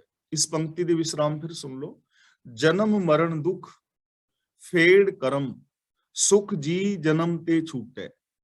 ਜਨਮ ਮਰਨ ਦੁੱਖ ਦਾ ਮਤਲਬ ਜਨਮ ਤੋਂ ਲੈ ਕੇ ਮਰਨ ਤੱਕ ਦਾ ਦੁੱਖ, ਜਨਮ ਤੋਂ ਲੈ ਕੇ ਮਰਨ ਤੱਕ ਦੇ ਦੁੱਖ। ਮੈਂ ਜਨਮਿਆ ਤੇ ਇੱਕ ਦਿਨ ਮੈਂ ਮਰਨਾ ਹੈ, ਤੇ ਇਸ ਦਰਮਿਆਨ ਜੋ ਮੈਂ ਜ਼ਿੰਦਗੀ ਜੀਵੀ, ਉਹ ਸਾਰੇ ਜੀਵਨ ਦੇ ਜਿਹੜੇ ਦੁੱਖ ਨੇ, ਹਰ ਬੰਦਾ ਸੁਖੀ ਨਹੀਂ ਹੈ ਨਾ, ਕਿੰਨੀਆਂ ਪਰੇਸ਼ਾਨੀਆਂ, ਕਿੰਨੇ ਦੁੱਖ ਜੀਵਨ ਦੇ ਵਿੱਚ ਆਉਂਦੇ ਨੇ। ਤੇ ਫੇੜ ਕਰਮ ਦਾ ਮਤਲਬ ਹੈ ਮਾੜੇ ਕਰਮ, ਮਾੜੇ ਕਰਮ। ਸੁਖ ਜੀ ਜਨਮ ਦਾ ਮਤਲਬ ਹੈ, ਜੀ ਜਨਮ ਦਾ ਮਤਲਬ ਹੈ ਮੂਲੋਂ, ਜਨਮ ਤੋਂ, ਜਨਮ ਤੇ ਦਾ ਮਤਲਬ ਜਨਮ ਤੋਂ, ਸ਼ੁਰੂ ਤੋਂ। ਔਰ ਸੁਖ ਤੇ ਪਿੱਛੇ ਹੈ ਜਨਮ ਮਰਨ ਦੁੱਖ, ਇੱਥੇ ਮਤਲਬ ਸੁਖ ਔਰ ਦੁੱਖ। ਤਾਂ ਇੱਥੇ ਗੁਰਦੇਵ ਸਾਨੂੰ ਸਮਝਾ ਰਹੇ ਨੇ ਕਿ ਮੇਰੇ ਪਿਛਲੇ ਕੀਤੇ ਕਰਮਾਂ ਅਨੁਸਾਰ, ਪਿਛਲੇ ਦਾ ਮਤਲਬ ਨਹੀਂ ਕਿ ਪਿਛਲੇ ਜਨਮਾਂ ਦੇ, ਇਸ ਜਨਮ ਦੇ ਵਿੱਚ ਜੋ ਬੀਤ ਗਿਆ ਸਮਾਂ ਹੈ, ਮੇਰੇ ਕੀਤੇ ਕਰਮਾਂ ਅਨੁਸਾਰ ਮੇਰੀ ਜਿੰਦ ਦੇ ਸਾਰੀ ਉਮਰ ਦੇ ਜੰਜਾਲ ਉੱਕਾ ਹੀ ਮੁੱਕ ਜਾਣ, ਮੇਰੀ ਉਮਰ ਦੇ ਸਾਰੇ ਜੀਵਨ ਦੇ ਜਿਹੜੇ ਸੁੱਖਾਂ ਦੁੱਖਾਂ ਦੇ ਵਰਮ ਭੈਮ ਨੇ, ਇਹ ਸਾਰੇ ਦੇ ਸਾਰੇ ਬਿਲਕੁਲ ਮੁੱਕ ਜਾਣ। ਜੀ ਜਨਮ ਤੇ ਦਾ ਮਤਲਬ ਉੱਕਾ ਹੀ ਮੁੱਕ ਜਾਣ, ਯਾਨੀ ਐਸੇ ਜੀਵਨ ਦਾ ਰਾਹ ਕਿ ਬੰਦਾ ਜਨਮ ਤੋਂ ਲੈ ਕੇ ਮਰਨ ਤੱਕ ਸਾਰੀ ਜ਼ਿੰਦਗੀ ਸੁਖੀ ਔਰ ਸ਼ਾਂਤ ਜੀ ਸਕੇ। ਔਰ ਐਸਾ ਹੋ ਸਕਦਾ ਹੈ। ਧੰਨ ਗੁਰੂ ਤੇਗ ਬਹਾਦਰ ਜੀ ਨੇ ਬੜਾ ਪਿਆਰਾ ਵਚਨ ਕੀਤਾ ਹੈ कि बाल जवानी और बिरद फुन तीन अवस्था जान, बचपना जवानी और बुढ़ेपा, ये तीन मोटिया मोटिया अवस्थावां ने। वैसे तो शरीर की अवस्था हर पल बदल रही है, पर ये मुख तीन ने, ते ये तिन्ने ही जिहड़ियां अवस्था ने हर भजन का मतलब रब्बी गुणा तो बिना बेकार ने। गुरु तेग बहादुर जी ने साडे गुणा दुखां दा कारण दस्सिया है, गुण गोबिंद गायो नहीं जन्म अकारथ कीन। अकारथ दो शब्दां तो बनया है, अक प्लस अर्थ। अर्थ का मतलब फल, अक का मतलब दुख, अकारथ का मतलब दुखदाई, कि तू रब दे गुण नहीं गाए। गुण नहीं गाए का मतलब गुणा का धारनी नहीं होया, मन बचन कर्म करके गुणा नूं इंप्लीमेंट नहीं किया, इसलिए तू अपने जन्म नूं दुखदाई बना लिया। ते जे जन्म तो लैके अखीर तक बंदा सारी जिंदगी गुणा नूं बेस बना के जिंदगी जीवे, सच ईमानदारी प्यार मुहब्बत, तां सारी जिंदगी खुशी दे नाल बीत सकती है। तां मेरे सारे कीते कर्मां अनुसार मेरी जिंद दे सारी उम्र दे जंजाल उक्का ही मुक जाण। हे गुरुदेव जी, मेरे ते रहमत करो और मैनू इहो जिहा रास्ता दसो। पर यह मनुख करदा की है, गलती कित्थे हो रही है, मेरा मन की कर रहा है। हुण अपने मन की व्यथा दस रहे ने गुरु नूं। माया फास बंध नहीं फारै, और मन सुन ना लूकै। विश्राम फिर सुन लो। माया फास बंध नहीं फारे अर मन सुन ना लुके। अर नूं थोड़ा जिहा वखरा कर लेना है। फास का मतलब फाइयां, बंध का मतलब बंधन, फारे का मतलब पाड़ना मकाना, हर चीज नूं पाड़ देना। अर दा मतलब अते, सुन दा मतलब शून्य, शून्य शून्य। इत्थे शून्य ਉਹ नहीं कि विचार शून्य, जोगियां वाली शून्य नहीं है। इत्थे शून्य ਦਾ मतलब है कि ऐसी अवस्था जिथे विकार नहीं हैगे, जिथे नैगेटिविटी वालों बिल्कुल शून्य वरती पई है, नैगेटिव थिंकिंग है नहीं, जिथे कोई आशा तृष्णा मनशा आदिक नहीं है। ना लुकै ਦਾ मतलब लुकदा नहीं, टिकदा नहीं। जिवें आ बच्चे लुकण मीटी नहीं खेडदे ਤੇ ਜਾ ਕੇ ਲੁਕ ਜਾਂਦੇ ਨੇ ਤੇ ਬਿਲਕੁਲ ਸ਼ੁਰ ਹੋ ਕੇ ਬਹਿ ਜਾਂਦੇ ਨੇ, ਹਿਲਦੇ ਝੁਲਦੇ ਨਹੀਂ। ਲੁਕੇ ਦਾ ਮਤਲਬ ਟਿਕਦਾ ਨਹੀਂ। ਕਿ हे ਮੇਰੇ ਗੁਰਦੇਵ, ਜੋ ਮੇਰਾ ਮਨ ਹੈ ਇਹ ਮਾਇਆ ਦੀਆਂ ਫਾਈਆਂ ਗਲ ਚੋਂ ਪਾੜ ਕੇ ਲਾਂਦਾ ਨਹੀਂ। ਮਾਇਆ ਫਾਸ ਬੰਦ ਨਹੀਂ ਫਾਰੈ। ਮੇਰਾ ਮਨ ਮਾਇਆ ਦੀਆਂ ਫਾਈਆਂ ਨੂੰ ਨਹੀਂ ਪਾੜਦਾ, ਮੇਰਾ ਮਨ ਮਾਇਆ ਦੀਆਂ ਫਾਈਆਂ ਨੂੰ ਤੋੜ ਨਹੀਂ ਰਿਹਾ, ਇਹਨਾਂ ਬੰਧਨਾਂ ਦੇ ਵਿੱਚ ਹੀ ਫਸਿਆ ਹੋਇਆ ਹੈ। ਔਰ ਅਤੇ ਮਨ ਸੁਣ ਨਾ ਲੁਕੈ, ਅਤੇ ਮੇਰਾ ਮਨ ਉਸ ਅਵਸਥਾ ਵਿੱਚ ਨਹੀਂ ਟਿਕਦਾ ਜਿੱਥੇ ਕੋਈ ਵਿਕਾਰਾਂ ਦਾ ਫੁਰਨਾ ਨਹੀਂ ਫੁਰਦਾ, ਜਿੱਥੇ ਕੋਈ ਵਿਕਾਰਾਂ ਦਾ ਵਿਚਾਰ ਵੀ ਨਹੀਂ ਆਉਂਦਾ। ਵਿਕਾਰ ਕਮਾਣੇ ਤਾਂ ਦੂਰ ਦੀ ਗੱਲ, ਵਿਕਾਰਾਂ ਦਾ ਵਿਚਾਰ ਵੀ ਅੰਦਰ ਨਾ ਫੁਰੇ। ਕਿਸੇ ਦੇ ਪੈਸੇ ਮਾਰਨੇ ਇਹ ਤਾਂ ਬਹੁਤ ਦੂਰ ਦੀ ਗੱਲ, ਕਿਸੇ ਦੇ ਪੈਸੇ ਮਾਰਨ ਬਾਰੇ ਅੰਦਰ ਵਿਚਾਰ ਵੀ ਨਾ ਆਵੇ। ਇਹੋ ਜਿਹੀ ਸੋਚ ਅਵਸਥਾ ਵਿੱਚ ਹੀ ਗੁਰਦੇਵ ਮੇਰਾ ਮਨ ਟਿਕ ਨਹੀਂ ਰਿਹਾ। ਇਹ ਮੇਰੀ ਪ੍ਰੋਬਲਮ ਹੈ ਕਿ ਮੇਰਾ ਮਨ ਮਾਇਆ ਦੀਆਂ ਫਾਈਆਂ ਤੋੜ ਨਹੀਂ ਰਿਹਾ। ਮਾਇਆ ਕਿਹੜੀ? ਇਹ ਮਾਇਆ ਜਿਤ ਹਰ ਵਿਸਰੈ, ਉਹ ਸੋਚ ਜਿਹੜੀ ਸੋਚ ਸਾਨੂੰ ਇੱਕ ਦੂਜੇ ਨਾਲ ਰੱਬ ਵਰਗਾ ਪਿਆਰ ਵਿਹਾਰ ਨਹੀਂ ਕਰਨ ਦਿੰਦੀ। ਅਸੀਂ ਇਸ ਸੋਚ ਨੂੰ ਪਾੜਿਆ ਹੀ ਨਹੀਂ, ਇਸ ਸੋਚ ਨੂੰ ਤੋੜਿਆ ਹੀ ਨਹੀਂ। ਐਸੀ ਸੋਚ ਜੋ ਸਾਡੇ ਅੰਦਰ ਸੈਲਫਿਸ਼ਨੈਸ ਪੈਦਾ ਕਰਦੀ, ਅਸੀਂ ਆਪਣੀ ਜ਼ਿੰਦਗੀ ਚੋਂ ਸਵਾਰਥ ਵਾਲੀ ਸੋਚ ਨੂੰ ਆਮ ਬੰਦੇ ਨੇ ਪਾੜਿਆ ਹੀ ਨਹੀਂ। ਮੇਰ ਤੇਰ ਦੇ ਵਿਤਕਰੇ ਸਾਡੇ ਵਿੱਚ ਮੌਜੂਦ ਨੇ, ਬਹੁਤਿਆਂ ਦੇ, ਸਾਰਿਆਂ ਦੀ ਗੱਲ ਨਹੀਂ। ਮੇਰ ਤੇਰ ਦੇ ਵਿਤਕਿਆਂ ਨੂੰ ਸਾਡੇ ਮਨ ਨੇ ਪਾੜਿਆ ਹੀ ਨਹੀਂ। ਔਰ ਇਹ ਸ਼ੂन्य ਅਵਸਥਾ ਜਿੱਥੇ ਵਿਕਾਰਾਂ ਦੇ ਫੁਰਨੇ ਨਹੀਂ ਫੁਰਦੇ, ਉੱਥੇ ਇਹ ਮਨ ਟਿਕਿਆ ਹੀ ਨਹੀਂ। हे ਮੇਰੇ ਗੁਰਦੇਵ, ਮੇਰਾ ਮਨ ਮਾਇਆ ਦੀਆਂ ਫਾਈਆਂ ਨੂੰ ਨਹੀਂ ਪਾੜਦਾ, ਔਰ ਮੇਰਾ ਮਨ ਕਦੇ ਵੀ ਅਫੁਰ ਅਵਸਥਾ ਜਿੱਥੇ ਵਿਕਾਰਾਂ ਦੀ ਫੁਰਨੇ ਨਹੀਂ ਫੁਰਦੇ, ਉੱਥੇ ਕਦੇ ਇਹ ਟਿਕਿਆ ਨਹੀਂ। ਆਪਾ ਪਦ ਨਿਰਵਾਣ ਨਾ ਚੀਨਿਆ, ਇਨ ਵਿਧ ਅਪਿਓ ਨਾ ਚੂਕੇ। ਆਪਾ ਪਦ ਦਾ ਮਤਲਬ ਆਪਣਾ ਅਸਲਾ। ਆਪਾ ਪਦ ਕੀ? ਸਾਡਾ ਅਸਲਾ ਕੀ ਹੈ? कबीर जी कहते ना, अब तो जाए चढ़े सिंहासन, मिले हैं सारिंग पानी, राम कबीरा एक पे है कोई ना सके पछानी। साडा अपना असला की है? मन, तू जोत स्वरूप है, अपना मूल पछान। एक बूंद दा असला की है? एक पानी दी निक्की जी बूंद दा असला समुंदर ही है, समुंदर दा ही हिस्सा है। एक अग दी निक्की जी चिंगारी, ओदा असला अग ही है। साडा असला की है? असीं रब दा ही रूप हां, ਰੱਬ ਦੀ ਹੀ ਇੱਕ ਬੂੰਦ ਹਾਂ, ਰੱਬ ਦੀ ਹੀ ਇੱਕ ਲਹਿਰ ਹਾਂ। ਸਮੁੰਦਰ ਤੇ ਜਾਓਗੇ ਤਿੰਨ ਚੀਜ਼ਾਂ ਮਿਲਣਗੀਆਂ ਨਦੀ ਦੇ ਕਿਨਾਰੇ ਤੇ, ਲਹਿਰਾਂ ਮਿਲਣਗੀਆਂ, ਬੁਲਬੁਲੇ ਮਿਲਣਗੇ, ਝੱਗ ਮਿਲੇਗੀ। ਤੇ ਗੁਰਦੇਵ ਪਾਤਸ਼ਾਹ ਕਹਿੰਦੇ ਨੇ ਕਦੇ ਭੁਲੇਖੇ ਵਿੱਚ ਨਾ ਪੈ ਜਾਇਓ। ਜਲ ਤਰੰਗ ਅਰ ਫੇਨ ਬੁਦਬੁਦਾ, ਜਲ ਤੇ ਭਿੰਨ ਨਾ ਹੋਈ। ਕਿ ਤੁਸੀਂ ਨਦੀ ਕਿਨਾਰੇ ਜਾਓ, ਸਮੁੰਦਰ ਤੇ ਜਾਓ ਤਾਂ ਪਾਣੀ ਦੀਆਂ ਲਹਿਰਾਂ, ਝੱਗ ਔਰ ਬੁਲਬੁਲੇ ਵੇਖ ਕੇ ਭੁਲੇਖੇ ਵਿੱਚ ਨਾ ਪੈ ਜਾਇਆ ਜੇ ਸਾਰੀਆਂ ਇੱਕੋ ਹੀ ਚੀਜ਼ਾਂ ਨੇ। ਪਾਣੀ ਦੀਆਂ ਲਹਿਰਾਂ ਵੱਖਰੀਆਂ ਪ੍ਰਤੀਤ ਹੋ ਰਹੀਆਂ ਨੇ ਪਰ ਉਹ ਪਾਣੀ ਹੀ ਨੇ। ਬੁਲਬੁਲੇ ਤੁਹਾਨੂੰ ਵੱਖਰੇ ਦਿਸ ਰਹੇ ਨੇ ਪਰ ਅਸਲ ਦੇ ਅੰਦਰ ਪਾਣੀ ਦੀ ਪਰਤ ਚੜੀ ਹੋਈ ਹੈ ਹਵਾ ਦੇ ਉੱਤੇ, ਤਾਂ ਉਹ ਵੱਖਰੇ ਪ੍ਰਤੀਤ ਹੋ ਰਹੇ ਨੇ। ਹੈ ਉਹ ਵੀ ਪਾਣੀ ਨੇ, ਵਿੱਚੋਂ ਹਵਾ ਨਿਕਲੇਗੀ, ਪਾਣੀ ਨੇ। ਜਿਹੜੀ ਝੱਗ ਹੈ ਉਹ ਵੀ ਬੁਲਬੁਲੇ ਇਕੱਠੇ ਹੋ ਕੇ ਉਹ ਵੀ ਪਾਣੀ ਹੈ। ਪਾਣੀ ਵੀ ਪਾਣੀ ਹੈ, ਲਹਿਰਾਂ ਵੀ ਪਾਣੀ ਨੇ, ਬੂੰਦਾਂ ਵੀ ਪਾਣੀ ਨੇ, ਬੁਲਬੁਲੇ ਵੀ ਪਾਣੀ ਨੇ, ਝੱਗ ਵੀ ਪਾਣੀ ਹੈ, ਵੱਖਰੇ ਨਹੀਂ ਹਨ।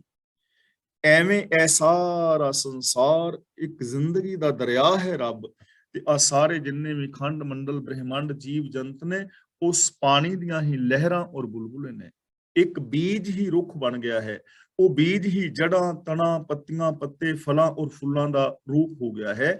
ਉਸ ਆਪੇ ਪਦ ਨੂੰ ਇਹ ਮੇਰਾ ਮਨ ਪਛਾਣਦਾ ਹੀ ਨਹੀਂ। ਆਪਾ ਪਦ, ਆਪਣਾ ਅਸਲਾ ਨਿਰਵਾਣ ਦਾ ਮਤਲਬ ਵਾਸ਼ਨਾ ਤੋਂ ਰਹਿਤ, ਜਿੱਥੇ ਕੋਈ ਵਾਸ਼ਨਾ ਨਹੀਂ।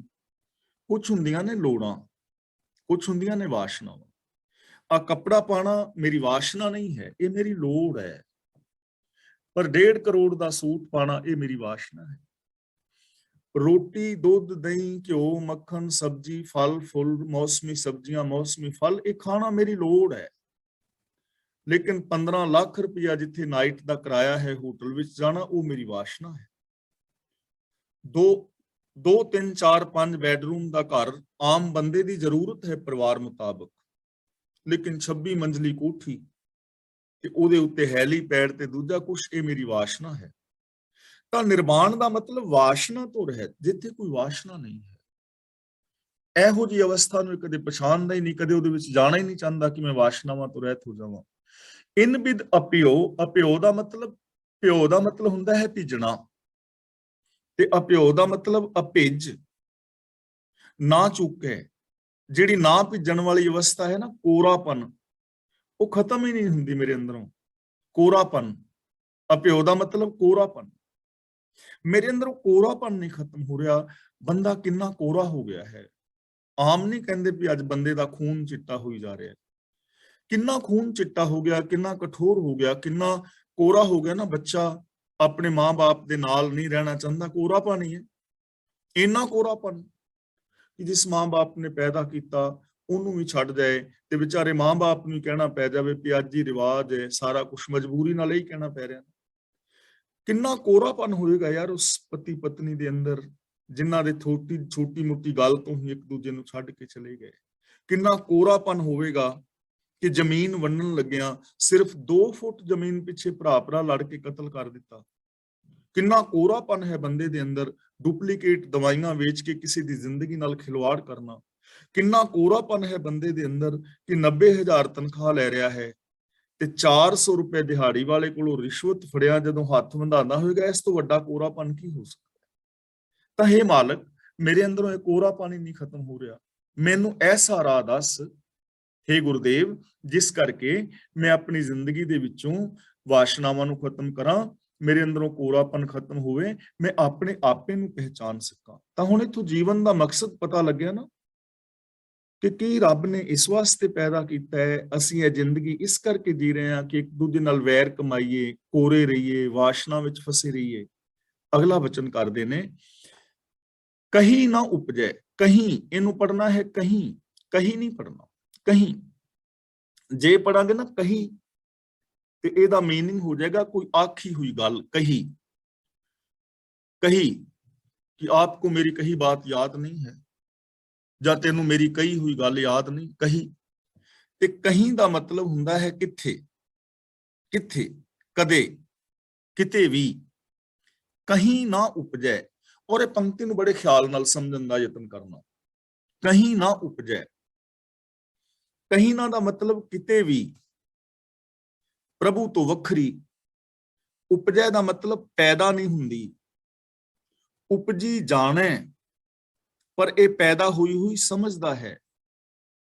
ਬਿਹੂਣਾ ਦਾ ਮਤਲਬ ਸਖਣਾ, ਸੁਣਨਾ। ਭਾਵ ਅਭਾਵ ਬਿਹੂਣਾ ਦਾ ਮਤਲਬ ਚੰਗੇ ਮੰਦੇ ਖਿਆਲਾਂ ਦੀ ਪਰਖ ਕਰਨ ਤੋਂ ਸਖਣਾ। ਹੁਣ ਮਨ ਦੀ ਹਾਲਾਤ ਦੱਸ ਰਹੇ ਨੇ ਕਿ ਹੇ ਗੁਰਦੇਵ, ਮੇਰਾ ਮਨ ਜੋ ਚੰਗੇ ਔਰ ਮੰਦੇ ਖਿਆਲਾਂ ਦੀ ਪਰਖ ਕਰਨ ਤੋਂ ਅਸਮਰਥ ਹੈ ਕਿ ਕੀ ਠੀਕ ਹੈ, ਕੀ ਗਲਤ ਹੈ, ਕੀ ਚੰਗਾ ਹੈ, ਕੀ ਮਾੜਾ ਹੈ, ਕੀ ਹਾਨੀ ਹੈ, ਕੀ ਲਾਭ ਹੈ, ਕੀ ਆਤਮ, ਕੀ ਅਨਾਤਮ, ਕੀ ਧਰਮ, ਕੀ ਅਧਰਮ, ਕੀ ਪੁੰਨ, ਕੀ ਪਾਪ, ਕੀ ਜੀਵਨ, ਕੀ ਮੌਤ, ਇਹਨੂੰ ਪਤਾ ਹੀ ਨਹੀਂ। ਚੰਗੇ ਮੰਦੇ ਦੇ ਖਿਆਲਾਂ ਦੀ ਪਰਖ ਤੋਂ ਪਰੇ ਜੋ ਮਨ ਚ ਆ ਰਿਹਾ ਹੈ ਕਰੀ ਜਾ ਰਿਹਾ ਹੈ, ਕਰੀ ਜਾ ਰਿਹਾ ਹੈ। ਪਹਿਲੀ ਗੱਲ, ਪਰਖ ਨਹੀਂ ਕਰਨ ਜੋਗਾ। ਤੇ ਦੂਜੀ ਗੱਲ ਹੈ ਕਹੀਂ ਨਾ ਉਪਜੈ। ਇਹ ਜਗਤ ਜੋ ਕਿਸੇ ਹਾਲਤ ਵਿੱਚ ਵੀ ਰੱਬ ਤੋਂ ਵੱਖਰਾ ਨਹੀਂ, ਇਹ ਚੀਜ਼ ਨੂੰ ਧਿਆਨ ਨਾਲ ਸਮਝਣਾ। ਔਰ ਇਹ ਚੀਜ਼ ਦੀ ਬਾਅਦ ਦੇ ਵਿੱਚ ਬੇਸ਼ੱਕ ਕਲਾਸ ਤੋਂ ਬਾਅਦ ਵਿਚਾਰ ਵੀ ਜ਼ਰੂਰ ਕਰ ਲੈਣਾ। ਕਹੀਂ ਨਾ ਉਪਜੈ, ਇਸ ਜਗਤ ਨੂੰ ਜੋ ਕਿਸੇ ਹਾਲਤ ਵਿੱਚ ਵੀ ਪ੍ਰਭੂ ਤੋਂ ਵੱਖਰਾ ਹੈ ਹੀ ਨਹੀਂ, ਕਦੀ ਪੈਦਾ ਹੋਇਆ ਹੀ ਨਹੀਂ ਪ੍ਰਭੂ ਤੋਂ ਵੱਖਰਾ। ਉਪਜੀ ਜਾਣੈ, ਇਹਨੂੰ ਰੱਬ ਤੋਂ ਵੱਖਰਾ ਸਮਝ ਰਿਹਾ ਹੈ ਕਿ ਰੱਬ ਤੋਂ ਵੱਖਰਾ ਪੈਦਾ ਹੋ ਗਿਆ ਹੈ। ਜਿਹੜਾ ਸੰਸਾਰ, ਜਿਹੜੀ ਸ਼ੈ ਕਹੀਂ ਨਾ ਉਪਜੈ, ਕਿਤੇ ਰੱਬ ਤੋਂ ਵੱਖਰੀ ਹੈ ਹੀ ਨਹੀਂ। ਉਪਜੀ ਜਾਣੈ, ਉਹਨੂੰ ਰੱਬ ਤੋਂ ਵੱਖਰੀ ਸਮਝ ਰਿਹਾ ਹੈ। ਮੇਰੇ ਮਨ ਦੀ ਇਹ ਪ੍ਰੋਬਲਮ ਹੈ। ਕਾਸ਼ ਇਹ ਗੱਲ ਬੰਦੇ ਨੂੰ ਸਮਝ ਆ ਜਾਏ ਤੇ ਰੱਬ ਦੇ ਨਾਮ ਦੇ ਉੱਤੇ ਜਿੰਨੇ ਝਗੜੇ ਨੇ ਉਹ ਖਤਮ ਹੋ ਜਾਣ। ਰੱਬ ਦੇ ਨਾਮ ਦੇ ਉੱਤੇ ਜਿੰਨੇ ਧੰਦੇ ਚੱਲ ਰਹੇ ਨੇ ਉਹ ਧੰਦੇ ਬੰਦ ਹੋ ਜਾਣ। ਜੇ ਇਹ ਚੀਜ਼ ਸਮਝ ਆ ਜਾਏ, ਕਹੀਂ ਨਾ ਉਪਜੈ, ਜਿਹੜੀ ਚੀਜ਼ ਕਦੇ ਪੈਦਾ ਹੀ ਨਹੀਂ ਹੋਈ ਰੱਬ ਤੋਂ ਵੱਖਰੀ, ਉਪਜੀ ਜਾਣੈ, ਉਹਨੂੰ ਵੱਖਰੀ ਸਮਝ ਰਿਹਾ ਹੈ।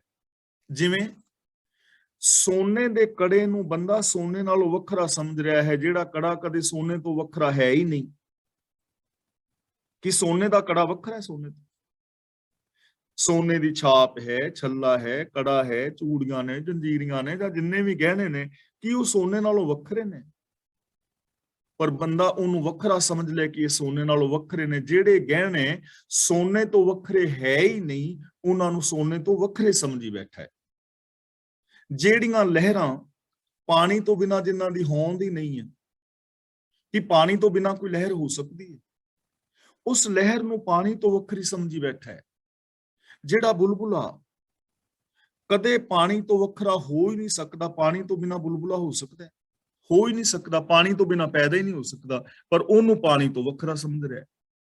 ਇੱਕ ਰੁੱਖ ਬੀਜ ਤੋਂ ਬਿਨਾਂ ਨਹੀਂ ਹੋ ਸਕਦਾ, ਉਹਨੂੰ ਵੱਖਰਾ ਸਮਝ ਰਿਹਾ, ਬੀਜ ਨੂੰ ਵੱਖਰਾ ਸਮਝ ਰਿਹਾ। ਇਸੇ ਤਰ੍ਹਾਂ ਇਹ ਸੰਸਾਰ ਰੱਬ ਤੋਂ ਵੱਖਰਾ ਹੈ ਹੀ ਨਹੀਂ, ਬੰਦਾ ਰੱਬ ਤੋਂ ਵੱਖਰਾ ਹੈ ਹੀ ਨਹੀਂ, ਤੇ ਮੇਰਾ ਮਨ ਇਹਨੂੰ ਵੱਖਰਾ ਸਮਝੀ ਬੈਠਾ ਹੈ ਕਿ ਮੈਂ ਵੱਖਰਾ ਹਾਂ, ਰੱਬ ਵੱਖਰਾ ਹੈ। ਰੱਬ ਵੱਖਰਾ ਹੈ, ਦੁਨੀਆ ਵੱਖਰੀ ਹੈ, ਕੁਦਰਤ ਵੱਖਰੀ ਹੈ, ਕਰਤਾ ਵੱਖਰਾ ਹੈ। ਮੇਰਾ ਮਨ ਇਹ ਸਮਝ ਰਿਹਾ ਹੈ। ਤੇ ਗੁਰੂ ਜੀ ਕਹਿ ਰਹੇ ਨੇ ਇੱਕ ਓੰਕਾਰ, ਕਿ ਇੱਕ ਹੀ ਸਮਾਇਆ ਹੋਇਆ ਹੈ, ਇੱਕ ਹੀ ਫੈਲਿਆ ਹੋਇਆ ਹੈ। ਕੁਦਰਤ ਕਰਕੇ ਵਸਿਆ ਸੋਏ ਕੁਦਰਤ ਵਿੱਚ ਹੀ ਹੈ। ਤੋਹੀ ਮੋਹੀ ਮੋਹੀ ਤੋਹੀ ਅੰਤਰ ਕੈਸਾ, ਕਨਿਕ ਕਟਿਕ ਜਲ ਤਰੰਗ ਜੈਸਾ। ਕਿ ਹੇ ਗੁਰਦੇਵ, ਮੇਰਾ ਮਨ ਚੰਗੇ ਮੰਦੇ ਖਿਆਲਾਂ ਦੀ ਪਰਖ ਕਰਨ ਦੇ ਅਸਮਰਥ ਹੈ। ਇਸ ਜਗਤ ਨੂੰ ਜੋ ਕਿਸੇ ਹਾਲਤ ਵਿੱਚ ਵੀ ਪ੍ਰਭੂ ਤੋਂ ਵੱਖਰਾ ਪੈਦਾ ਹੀ ਨਹੀਂ ਹੋਇਆ, ਟਿਕ ਹੀ ਨਹੀਂ ਸਕਦਾ, ਉਹਨੂੰ ਇਹ ਵੱਖਰੀ ਹਸਤੀ ਵਾਲਾ ਸਮਝੀ ਬੈਠਾ ਹੈ। ਇਹ ਮੇਰੇ ਮਨ ਦੀ ਪ੍ਰੋਬਲਮ ਹੈ। ਮੇਰੇ ਤੇ ਰਹਿਮਤ ਕਰ, ਮੈਨੂੰ ਸਿੱਧਾ ਰਾਹ ਦੱਸ ਕਿ ਮੈਂ ਇਸ ਪ੍ਰੋਬਲਮ ਚੋਂ ਕਿਵੇਂ ਨਿਕਲਾਂ। ਉਦੈ ਅਸਤ ਕੀ ਮਨ ਬੁੱਧ ਨਾਸੀ, ਤਉ ਸਦਾ ਸਹਿਜ ਲਿਵ ਲੀਨਾ। ਹੁਣ ਅੱਗੇ ਹੱਲ ਦੱਸ ਰਹੇ ਨੇ। ਉਦੈ ਅਸਤ, ਉਦੈ ਦਾ ਮਤਲਬ ਜਿਵੇਂ ਸੂਰਜ ਉਗਦਾ ਹੈ, ਅਸਤ ਦਾ ਮਤਲਬ ਸੂਰਜ ਦਾ ਡੁੱਬ ਜਾਣਾ। ਹੁਣ ਸੂਰਜ ਇੱਕ ਜਗ੍ਹਾ ਤੇ ਟਿਕਿਆ ਨਹੀਂ ਹੈ ਨਾ, ਕਦੇ ਅਸਤ ਹੋ ਰਿਹਾ ਹੈ, ਕਦੇ ਉਦੈ ਹੋ ਰਿਹਾ ਹੈ। ਉਦੈ ਅਸਤ ਦਾ ਮਤਲਬ ਭਟਕਣਾ। ਮਤ ਬੁੱਧ, ਮਨ ਉਦੈ ਅਸਤ ਵਾਲੀ ਮਤ, ਮਨ ਦੀ ਉਹ ਮਤ ਜੋ ਉਦੈ ਅਸਤ ਵਿੱਚ ਪਾਉਣ ਵਾਲੀ ਹੈ, ਭਟਕਣਾ ਵਿੱਚ ਪਾਉਣ ਵਾਲੀ ਹੈ, ਕਦੇ ਉੱਚਾ ਕਦੇ ਨੀਵਾਂ। ਉਹ ਮਤ ਜਿਹੜੀ ਹੈ ਨਸ ਗਈ ਹੈ, ਜਨਮ ਮਰਨ, ਉਹ ਮਤ ਜਿਹੜੀ ਹੈ ਪਾ ਰਹੀ ਹੈ, ਮੈਨੂੰ ਇਸ ਚੱਕਰ ਦੇ ਵਿੱਚ ਪਾਈ ਹੋਈ ਹੈ। ਨਾਸੀ ਦਾ ਮਤਲਬ ਜਦੋਂ ਨਾਸ ਹੋ ਜਾਂਦੀ ਹੈ। ਉਦੈ ਅਸਤ ਕੀ ਮਨ ਬੁੱਧ ਨਾਸੀ, ਨਾਸੀ ਦਾ ਮਤਲਬ ਜਦੋਂ ਨਾਸ ਹੁੰਦੀ ਹੈ। ਤਉ ਸਦਾ ਸਹਿਜ ਲਿਵ ਲੀਨਾ, ਤਾਂ ਗੁਰੂ ਜੀ ਕਹਿੰਦੇ ਨੇ ਜਦੋਂ ਭਟਕਣਾ ਵਾਲੀ ਮੱਤ ਖਤਮ ਹੋ ਜਾਂਦੀ ਹੈ ਨਾ, ਜਿਹੜੀ ਮੱਤ ਸਾਨੂੰ ਭਟਕਣਾ ਵਿੱਚ ਪਾ ਰਹੀ ਹੈ, ਉਦੈ ਅਸਤ ਦਾ ਮਤਲਬ ਭਟਕਣਾ। ਦੋਵਾਂ ਸ਼ਬਦਾਂ ਦਾ ਇਕੱਠਾ ਅਰਥ ਲੈਣਾ ਹੈ, ਭਟਕਣਾ। ਜਿਹੜੀ ਮੱਤ ਭਟਕਣਾ ਵਿੱਚ ਪਾਉਂਦੀ ਹੈ, ਜਿਹੜੀ ਮੱਤ ਸਾਨੂੰ ਇਹ ਫੈਸਲੇ ਲੈਂਦੀ ਹੈ ਕਿ ਮੈਂ ਰੱਬ ਨਾਲੋਂ ਵੱਖਰਾ ਹਾਂ, ਜਿਹੜੀ ਮੱਤ ਇਹ ਫੈਸਲੇ ਲੈ ਰਹੀ ਹੈ ਕਿ ਮੈਂ ਫਲਾਣੀ ਜਾਤ ਦਾ, ਦੂਜਾ ਫਲਾਂ ਜਾਤ ਦਾ, ਜਿਹੜੀ ਮੱਤ ਇਹ ਫੈਸਲੇ ਲੈ ਰਹੀ ਹੈ ਕਿ ਇਹ ਮੇਰਾ ਆਪਣਾ ਔਰ ਪਰਾਇਆ, ਜਿਹੜੀ ਮੱਤ ਮੈਨੂੰ ਇਹਨਾਂ ਵਿਕਾਰਾਂ ਦੇ ਅੰਦਰ ਪਾ ਰਹੀ ਹੈ, ਭਟਕਣਾ ਵਿੱਚ ਪਾ ਰਹੀ ਹੈ, ਜਦੋਂ ਉਹ ਮੱਤ ਨਸ ਜਾਂਦੀ ਹੈ। ਉਦੈ ਅਸਤ ਕੀ ਮਨ ਬੁੱਧ ਨਾਸੀ, ਕਿ ਹੇ ਮੇਰੇ ਮਾਲਕ, ਮਨ ਦੀ ਉਹ ਮੱਤ ਜਿਹੜੀ ਮੈਨੂੰ ਭਟਕਣਾ ਵਿੱਚ ਪਾਉਂਦੀ ਹੈ, ਜਦੋਂ ਉਹ ਨਸ ਜਾਂਦੀ ਹੈ ਤਾਂ ਸਦਾ ਸਹਿਜ ਲਿਵ ਲੀਨਾ। ਸਹਿਜ ਦਾ ਮਤਲਬ ਆਤਮਿਕ ਅਡੋਲਤਾ ਵਿੱਚ, ਤਾਂ ਮਨੁੱਖ ਦਾ ਜਿਹੜਾ ਇਹ ਮਨ ਹੈ ਸਦਾ ਅਡੋਲ ਅਵਸਥਾ ਦੇ ਵਿੱਚ ਟਿਕ ਜਾਂਦਾ ਹੈ। ਫਿਰ ਇਹਦੀ ਲਗਨ ਉੱਥੇ ਲੱਗ ਜਾਂਦੀ ਜਦੋਂ ਮੱਤ ਨਸਦੀ ਹੈ। ਤਾਂ ਇਹਦਾ ਮਤਲਬ ਗੁਰੂ ਨੇ ਸਾਨੂੰ ਮੱਤ ਦੇਣੀ ਹੈ, ਗੁਰੂ ਨੇ ਸਾਨੂੰ ਗਿਆਨ ਦੀ ਦਾਤ ਦੇਣੀ ਹੈ, ਤੇ ਉਸ ਗੁਰੂ ਗਿਆਨ ਰਾਹੀਂ ਸਾਡਾ ਮਨ ਉਸ ਸਟੇਜ ਦੇ ਉੱਤੇ ਟਿਕੇਗਾ, ਉਸ ਏਮ ਦੇ ਉੱਤੇ ਟਿਕੇਗਾ, ਉਸ ਗੋਲ ਦੇ ਉੱਤੇ ਟਿਕੇਗਾ। ਅਗਲਾ ਬਚਨ ਕਰਦੇ ਨੇ, ਫਿਰ ਕੀ ਹੋਏਗਾ? ਜਦੋਂ ਮਨ ਟਿਕੇਗਾ ਤਾਂ ਜਿਉਂ ਪ੍ਰਤੀਬਿੰਬ ਬਿੰਬ ਕੋ ਮਿਲੀ ਹੈ ਉਦਕ ਕੁੰਭ ਬਿਗਰਾਨਾ। ਪ੍ਰਤੀਬਿੰਬ ਦਾ ਮਤਲਬ ਹੁੰਦਾ ਹੈ reflection and image, reflection and image, ਯਾਨੀ ਜੋ ਅਕਸ ਹੈ, ਪਰਛਾਵਾਂ ਹੈ। ਜਿਵੇਂ ਅਸੀਂ ਖੜੇ ਹੋਈਏ ਤੇ ਸਾਡਾ ਪਰਛਾਵਾਂ ਪਾਣੀ ਦੇ ਵਿੱਚ ਦਿਸਦਾ ਹੈ, ਜਿਵੇਂ ਚੰਦਰਮਾ ਹੈ ਤੇ ਘੜੇ ਦੇ ਵਿੱਚ ਚੰਦਰਮਾ ਦਿਸਦਾ ਹੈ, ਉਹ ਜੋ ਘੜੇ ਵਿੱਚ ਦਿਸ ਰਿਹਾ ਹੈ ਉਹਨੂੰ ਪ੍ਰਤੀਬਿੰਬ ਕਹਿੰਦੇ। ਜਿਵੇਂ ਆਕਾਸ਼ ਘੜੇ ਵਿੱਚ ਦਿਸਦਾ ਹੈ। ਬਿਗਰਾਨਾ ਦਾ ਮਤਲਬ ਜਦੋਂ ਟੁੱਟਦਾ ਹੈ। ਉਦਕ ਕੁੰਭ, ਕੁੰਭ ਦਾ ਮਤਲਬ ਘੜਾ, ਉਦਕ ਕੁੰਭ ਦਾ ਮਤਲਬ ਪਾਣੀ ਦਾ ਭਰਿਆ ਘੜਾ। ਜਿਉਂ ਪ੍ਰਤੀਬਿੰਬ ਬਿੰਬ ਕੋ ਮਿਲੀ ਹੈ ਉਦਕ ਕੁੰਭ ਬਿਗਰਾਨਾ, ਬਿਗਰਾਨਾ ਦਾ ਮਤਲਬ ਟੁੱਟਦਾ ਹੈ। ਹੁਣ ਜਿਵੇਂ ਚੰਦਰਮਾ ਜਾਂ ਸੂਰਜ ਜਾਂ ਆਕਾਸ਼ ਘੜੇ ਦੇ ਵਿੱਚ ਦਿਸ ਰਿਹਾ ਨਾ, ਘੜੇ ਵਿੱਚ ਦਿਸਦਾ ਨਾ, ਥੋੜਾ ਸਿਰ ਹਿਲਾ ਕੇ ਦੱਸੋ, ਕੋਈ ਘੜੇ ਵਿੱਚ ਦਿਸ ਰਿਹਾ ਨਾ ਚੰਦਰਮਾ, ਤੇ ਜੇ ਜਿਹੜਾ ਚੰਦਰਮਾ ਘੜੇ ਵਿੱਚ ਦਿਸ ਰਿਹਾ ਹੈ ਵੱਖਰਾ, ਜੇ ਪਾਣੀ ਦਾ ਘੜਾ ਟੁੱਟ ਜਾਏ ਤੇ ਉਹ ਚੰਦਰਮਾ ਕਿੱਥੇ ਜਾਏਗਾ ਭਲਾ? ਉਹ ਚੰਦਰਮਾ ਕਿੱਥੇ ਜਾਏਗਾ? ਚੰਦਰਮਾ ਵਿੱਚ ਹੀ ਸਮਾ ਗਿਆ ਨਾ, ਉਹਦਾ ਪਰਛਾਵਾਂ ਸੀ ਸਿਰਫ। ਜਦੋਂ ਘੜਾ ਟੁੱਟਦਾ ਹੈ ਉਹਦੇ ਵਿੱਚ ਹੀ ਸਮਾ ਜਾਂਦਾ, ਕਿਉਂਕਿ ਉਹਦੇ ਨਾਲੋਂ ਵੱਖਰਾ ਹੈ ਨਹੀਂ ਸੀ, ਸਿਰਫ ਦਿਸ ਰਿਹਾ ਸੀ, ਅਕਸ ਸੀ, ਪ੍ਰਤੀਬਿੰਬ ਸੀ। ਜਦੋਂ ਪਾਣੀ ਨਾਲ ਭਰਿਆ ਹੋਇਆ ਘੜਾ ਟੁੱਟ ਜਾਂਦਾ ਹੈ ਤਾਂ ਉਸ ਪਾਣੀ ਵਿੱਚ ਪੈਣ ਵਾਲਾ ਅਕਸ ਉਸ ਆਪਣੇ ਅਕਸ ਦੇ ਅੰਦਰ ਆਪਣੇ ਅਸਲੀ ਸੂਰਜ ਜਾਂ ਚੰਦਰਮਾ ਦੇ ਵਿੱਚ, ਆਕਾਸ਼ ਵਿੱਚ ਹੀ ਸਮਾ ਜਾਂਦਾ ਹੈ। ਉਹਦੀ ਵੱਖਰੀ ਹਸਤੀ ਮਿਟ ਜਾਂਦੀ ਹੈ। ਉਹ ਜਿਹੜਾ ਪਾਣੀ ਦੇ ਵਿੱਚ ਚੰਦਰਮਾ ਹੈ ਨਾ, ਉਹਦੀ ਵੱਖਰੀ ਹਸਤੀ ਹੈ ਨਹੀਂ, ਦਿਸ ਰਿਹਾ ਹੈ। ਦਿਸ ਤਾਂ ਰਿਹਾ ਹੈ ਕਿਉਂਕਿ ਉੱਤੇ ਚੰਦਰਮਾ ਹੈ। ਉਹਦੀ ਹਸਤੀ ਸਾਨੂੰ ਪ੍ਰਤੀਤ ਹੋ ਰਹੀ ਹੈ ਨਹੀਂ। ਘੜਾ ਟੁੱਟ ਗਿਆ, ਹਸਤੀ ਕਿੱਥੇ ਗਈ? ਹਸਤੀ ਖਤਮ। ਇਸੇ ਤਰ੍ਹਾਂ ਜਦੋਂ ਸਾਡੀ ਅਗਿਆਨਤਾ ਦਾ ਘੜਾ ਭੱਜਦਾ ਹੈ ਨਾ, ਅਗਿਆਨਤਾ ਖਤਮ ਹੁੰਦੀ ਹੈ ਤੇ ਜਿਹੜੀ ਅਸੀਂ ਆਪਣੀ ਵੱਖਰੀ ਹਸਤੀ ਮੰਨੀ ਬੈਠੇ ਹਾਂ ਉਸ ਰੱਬ ਦੇ ਅੰਦਰ ਹੀ ਸਮਾ ਜਾਂਦੀ ਹੈ। ਉਸੇ ਦਾ ਹੀ ਬੰਦਾ ਰੂਪ ਹੋ ਜਾਂਦਾ। ਇਹਨੂੰ ਸਮਝ ਆ ਜਾਂਦੀ ਕਿ ਮੈਂ ਕਦੇ ਵੀ ਵੱਖਰਾ ਨਹੀਂ ਸਾਂ, ਅਗਿਆਨਤਾ ਕਰਕੇ, ਈਗੋ ਕਰਕੇ ਮੈਂ ਵੱਖਰਾ ਪ੍ਰਤੀਤ ਕਰ ਰਿਹਾ ਹਾਂ। ਔਰ ਇਹ ਚੀਜ਼ਾਂ ਸਮਝਣ ਵਾਲੀਆਂ ਨੇ। ਇਹ ਵਖਰੇਵਾਂ ਸਾਡਾ ਆਪਸੀ ਹੈ। ਜਾਤੀਵਾਦ ਕਰਕੇ, ਮੇਰ ਤੇਰ ਕਰਕੇ, ਆਪਣੇ ਪਰਾਏ ਕਰਕੇ ਕਿੰਨੇ ਸਾਰੇ ਵਖਰੇਵੇਂ ਪਾਏ ਹੋਏ ਨੇ। ਜਦੋਂ ਗਿਆਨ ਦੀ ਦਾਤ ਅੰਦਰ ਜਗੇਗਾ ਨਾ, ਗਿਆਨ ਦਾ ਦੀਵਾ, ਇਹ ਅਗਿਆਨਤਾ ਖਤਮ ਹੋਵੇਗੀ। ਫਿਰ ਆ ਧਰਮਾਂ ਦੇ ਝਗੜੇ ਛੇੜੇ, ਫਿਰ ਆ ਜਿੰਨੇ ਵੀ ਜਾਤੀਵਾਦ ਦੇ ਮੇਰ ਤੇਰ ਦੇ ਵਿਤਕਰੇ ਮੁੱਕ ਜਾਣਗੇ। ਫਿਰ ਉਹ ਜਿਹੜਾ ਪਰਾਇਆਪਨ ਹੈ ਉਹ ਖਤਮ ਹੋ ਜਾਏਗਾ ਔਰ ਅਸਲੀ ਆਪਣਤ ਪੈਦਾ ਹੋ ਜਾਏਗੀ। ਕਹੋ ਕਬੀਰ ਐਸਾ ਗੁਣ ਪਰਮ ਭਾਗਾ, ਤਉ ਮਨ ਸੁਨ ਸਮਾਨਾ। ਇੱਥੇ ਜਿਹੜਾ ਗੁਣ ਹੈ ਨਾ, ਗੁਣ, ਇਸ ਗੁਣ ਦਾ ਮਤਲਬ ਹੈਗਾ ਰੱਸੀ। ਇੱਥੇ ਗੁਣ ਦਾ ਮੀਨਿੰਗ ਹੈਗਾ ਰੱਸੀ। ਗੁਣ ਭਰਮ ਦਾ ਮਤਲਬ ਭੁਲੇਖਾ, ਗੁਣ ਭਰਮ ਦਾ ਮਤਲਬ ਰੱਸੀ ਦਾ ਭੁਲੇਖਾ। ਕਹੋ ਕਬੀਰ ਐਸਾ ਗੁਣ ਪਰਮ ਭਾਗਾ, ਤਉ ਮਨ ਸੁਨ ਸਮਾਨਾ। ਸੁਨ ਦਾ ਮਤਲਬ ਉਹ ਅਵਸਥਾ ਜਿੱਥੇ ਵਿਕਾਰ ਨਹੀਂ ਫੁਰਦੇ। ਕਬੀਰ ਜੀ ਕਹਿੰਦੇ ਨੇ ਜਦੋਂ ਗੁਰੂ ਦਾ ਗਿਆਨ ਮਿਲਦਾ ਹੈ ਨਾ, ਤਦੋਂ ਹੇ ਪ੍ਰਭੂ ਤੇਰੀ ਮਿਹਰ ਦੇ ਨਾਲ ਰੱਸੀ ਤੇ ਸੱਪ ਵਾਲਾ ਭੁਲੇਖਾ ਮਿਟ ਜਾਂਦਾ ਹੈ। ਜਿਵੇਂ ਪਈ ਤੇ ਹੁੰਦੀ ਹੈ ਰੱਸੀ, ਪਰ ਭੁਲੇਖਾ ਪੈ ਜਾਂਦਾ ਸੱਪ ਦਾ ਤੇ ਬੰਦਾ ਡਰਦਾ ਹੈ ਸੱਪ ਨਾਲ ਲੜ ਜਾਏ। ਔਰ ਡਰ ਵਾਸਤਵਿਕ ਹੁੰਦਾ ਹੈ, ਹਾਲਾਂਕਿ ਸੱਪ ਵਾਸਤਵਿਕ ਨਹੀਂ ਹੈ। ਸੱਪ ਇੱਕ ਭੁਲੇਖਾ ਪਿਆ ਹੈ, ਪਰ ਜਿਹੜਾ ਡਰ ਹੈ ਉਹ ਸਹੀ ਅਸਲ ਸੱਪ ਵਾਲਾ ਹੀ ਲੱਗ ਰਿਹਾ ਹੈ। ਉਸੇ ਤਰ੍ਹਾਂ ਪਸੀਨੇ ਛੁੱਟ ਰਹੇ ਨੇ, ਉਸੇ ਤਰ੍ਹਾਂ ਟੱਪ ਕੇ ਪਰੇ ਜਾ ਰਹੇ ਹਾਂ, ਨੇੜੇ ਨਹੀਂ ਲੱਗ ਰਿਹਾ, ਮਤਾਂ ਲੜ ਜਾਏ। ਡਰ ਅਸਲੀ ਪੈਦਾ ਹੋ ਗਿਆ। ਸੱਪ ਨਕਲੀ ਹੈ, ਭੁਲੇਖਾ ਹੈ। ਭੁਲੇਖਾ ਵੀ ਪੈ ਜਾਏ ਤਾਂ ਡਰ ਅਸਲੀ ਪੈਦਾ ਹੋਏਗਾ, ਦੁੱਖ ਅਸਲੀ ਪੈਦਾ ਹੋ ਜਾਏਗਾ। ਪਰ ਜਦੋਂ ਚਾਨਣਾ ਜਗਦਾ ਹੈ ਉਦੋਂ ਉਹ ਰੱਸੀ ਵਾਲਾ ਭੁਲੇਖਾ ਮਿਟ ਜਾਂਦਾ ਤੇ ਬੰਦਾ ਉਹ ਰੱਸੀ ਨੂੰ ਚੁੱਕ ਕੇ ਫਿਰ ਖੁਸ਼ ਹੁੰਦਾ ਨਾ, ਫਿਰ ਯਾਰ ਮੈਂ ਤਾਂ ਐਵੇਂ ਭੁਲੇਖੇ ਵਿੱਚ ਹੀ ਰਿਹਾ। ਤਾਂ ਕਬੀਰ ਜੀ ਕਹਿੰਦੇ ਨੇ, ਕਹੋ ਕਬੀਰ ਐਸਾ ਗੁਣ ਪਰਮ ਭਾਗਾ, ਕਿ ਤੇਰੀ ਮਿਹਰ ਨਾਲ ਰੱਸੀ ਔਰ ਸੱਪ ਵਾਲਾ ਭੁਲੇਖਾ ਮਿਟ ਗਿਆ। ਇਹ ਭੁਲੇਖਾ ਮਿਟ ਗਿਆ ਕਿ ਇਹ ਦਿਸਦਾ ਜਗਤ ਰੱਬ ਦੇ ਨਾਲੋਂ ਕੋਈ ਵੱਖਰਾ ਹੈ। ਤਾਂ ਮੇਰਾ ਮਨ ਅਫੁਰ ਅਵਸਥਾ ਵਿੱਚ ਟਿਕ ਗਿਆ। ਹੁਣ ਜਿਹੜਾ ਸੱਪ ਦਿਸ ਰਿਹਾ ਸੀ ਉਹ ਕਿੱਥੇ ਗਿਆ? ਜਿਹੜਾ ਹਨੇਰੇ ਵਿੱਚ ਸੱਪ ਦਿਸ ਰਿਹਾ ਸੀ, ਜਿਹਦੇ ਤੋਂ ਡਰ ਰਿਹਾ, ਉਹ ਸੱਪ ਕਿੱਥੇ ਗਿਆ? ਉਹ ਸੱਪ ਰੱਸੀ ਵਿੱਚ ਹੀ ਸਮਾ ਗਿਆ, ਕਿਉਂਕਿ ਹੈ ਹੀ ਨਹੀਂ ਸੀ। ਰੱਸੀ ਸੀ, ਵੱਖਰਾ ਹੈ ਨਹੀਂ ਸੀ, ਉਹਦੇ ਵਿੱਚ ਹੀ ਸਮਾ ਗਿਆ ਨਾ। ਇਸੇ ਤਰ੍ਹਾਂ ਜਦੋਂ ਸਾਡੀ ਜ਼ਿੰਦਗੀ ਦੇ ਅੰਦਰ ਗਿਆਨ ਪੈਦਾ ਹੁੰਦਾ ਹੈ ਤਾਂ ਜਿਹੜਾ ਵਖਰੇਵੇਂ ਵਾਲਾ ਭੁਲੇਖਾ ਹੈ ਉਹ ਖਤਮ ਹੋ ਜਾਂਦਾ ਹੈ ਔਰ ਬੰਦਾ ਫਿਰ ਲੀਨ ਹੋ ਜਾਂਦਾ ਹੈ ਸ਼ੁਭ ਗੁਣਾਂ ਦੇ ਅੰਦਰ।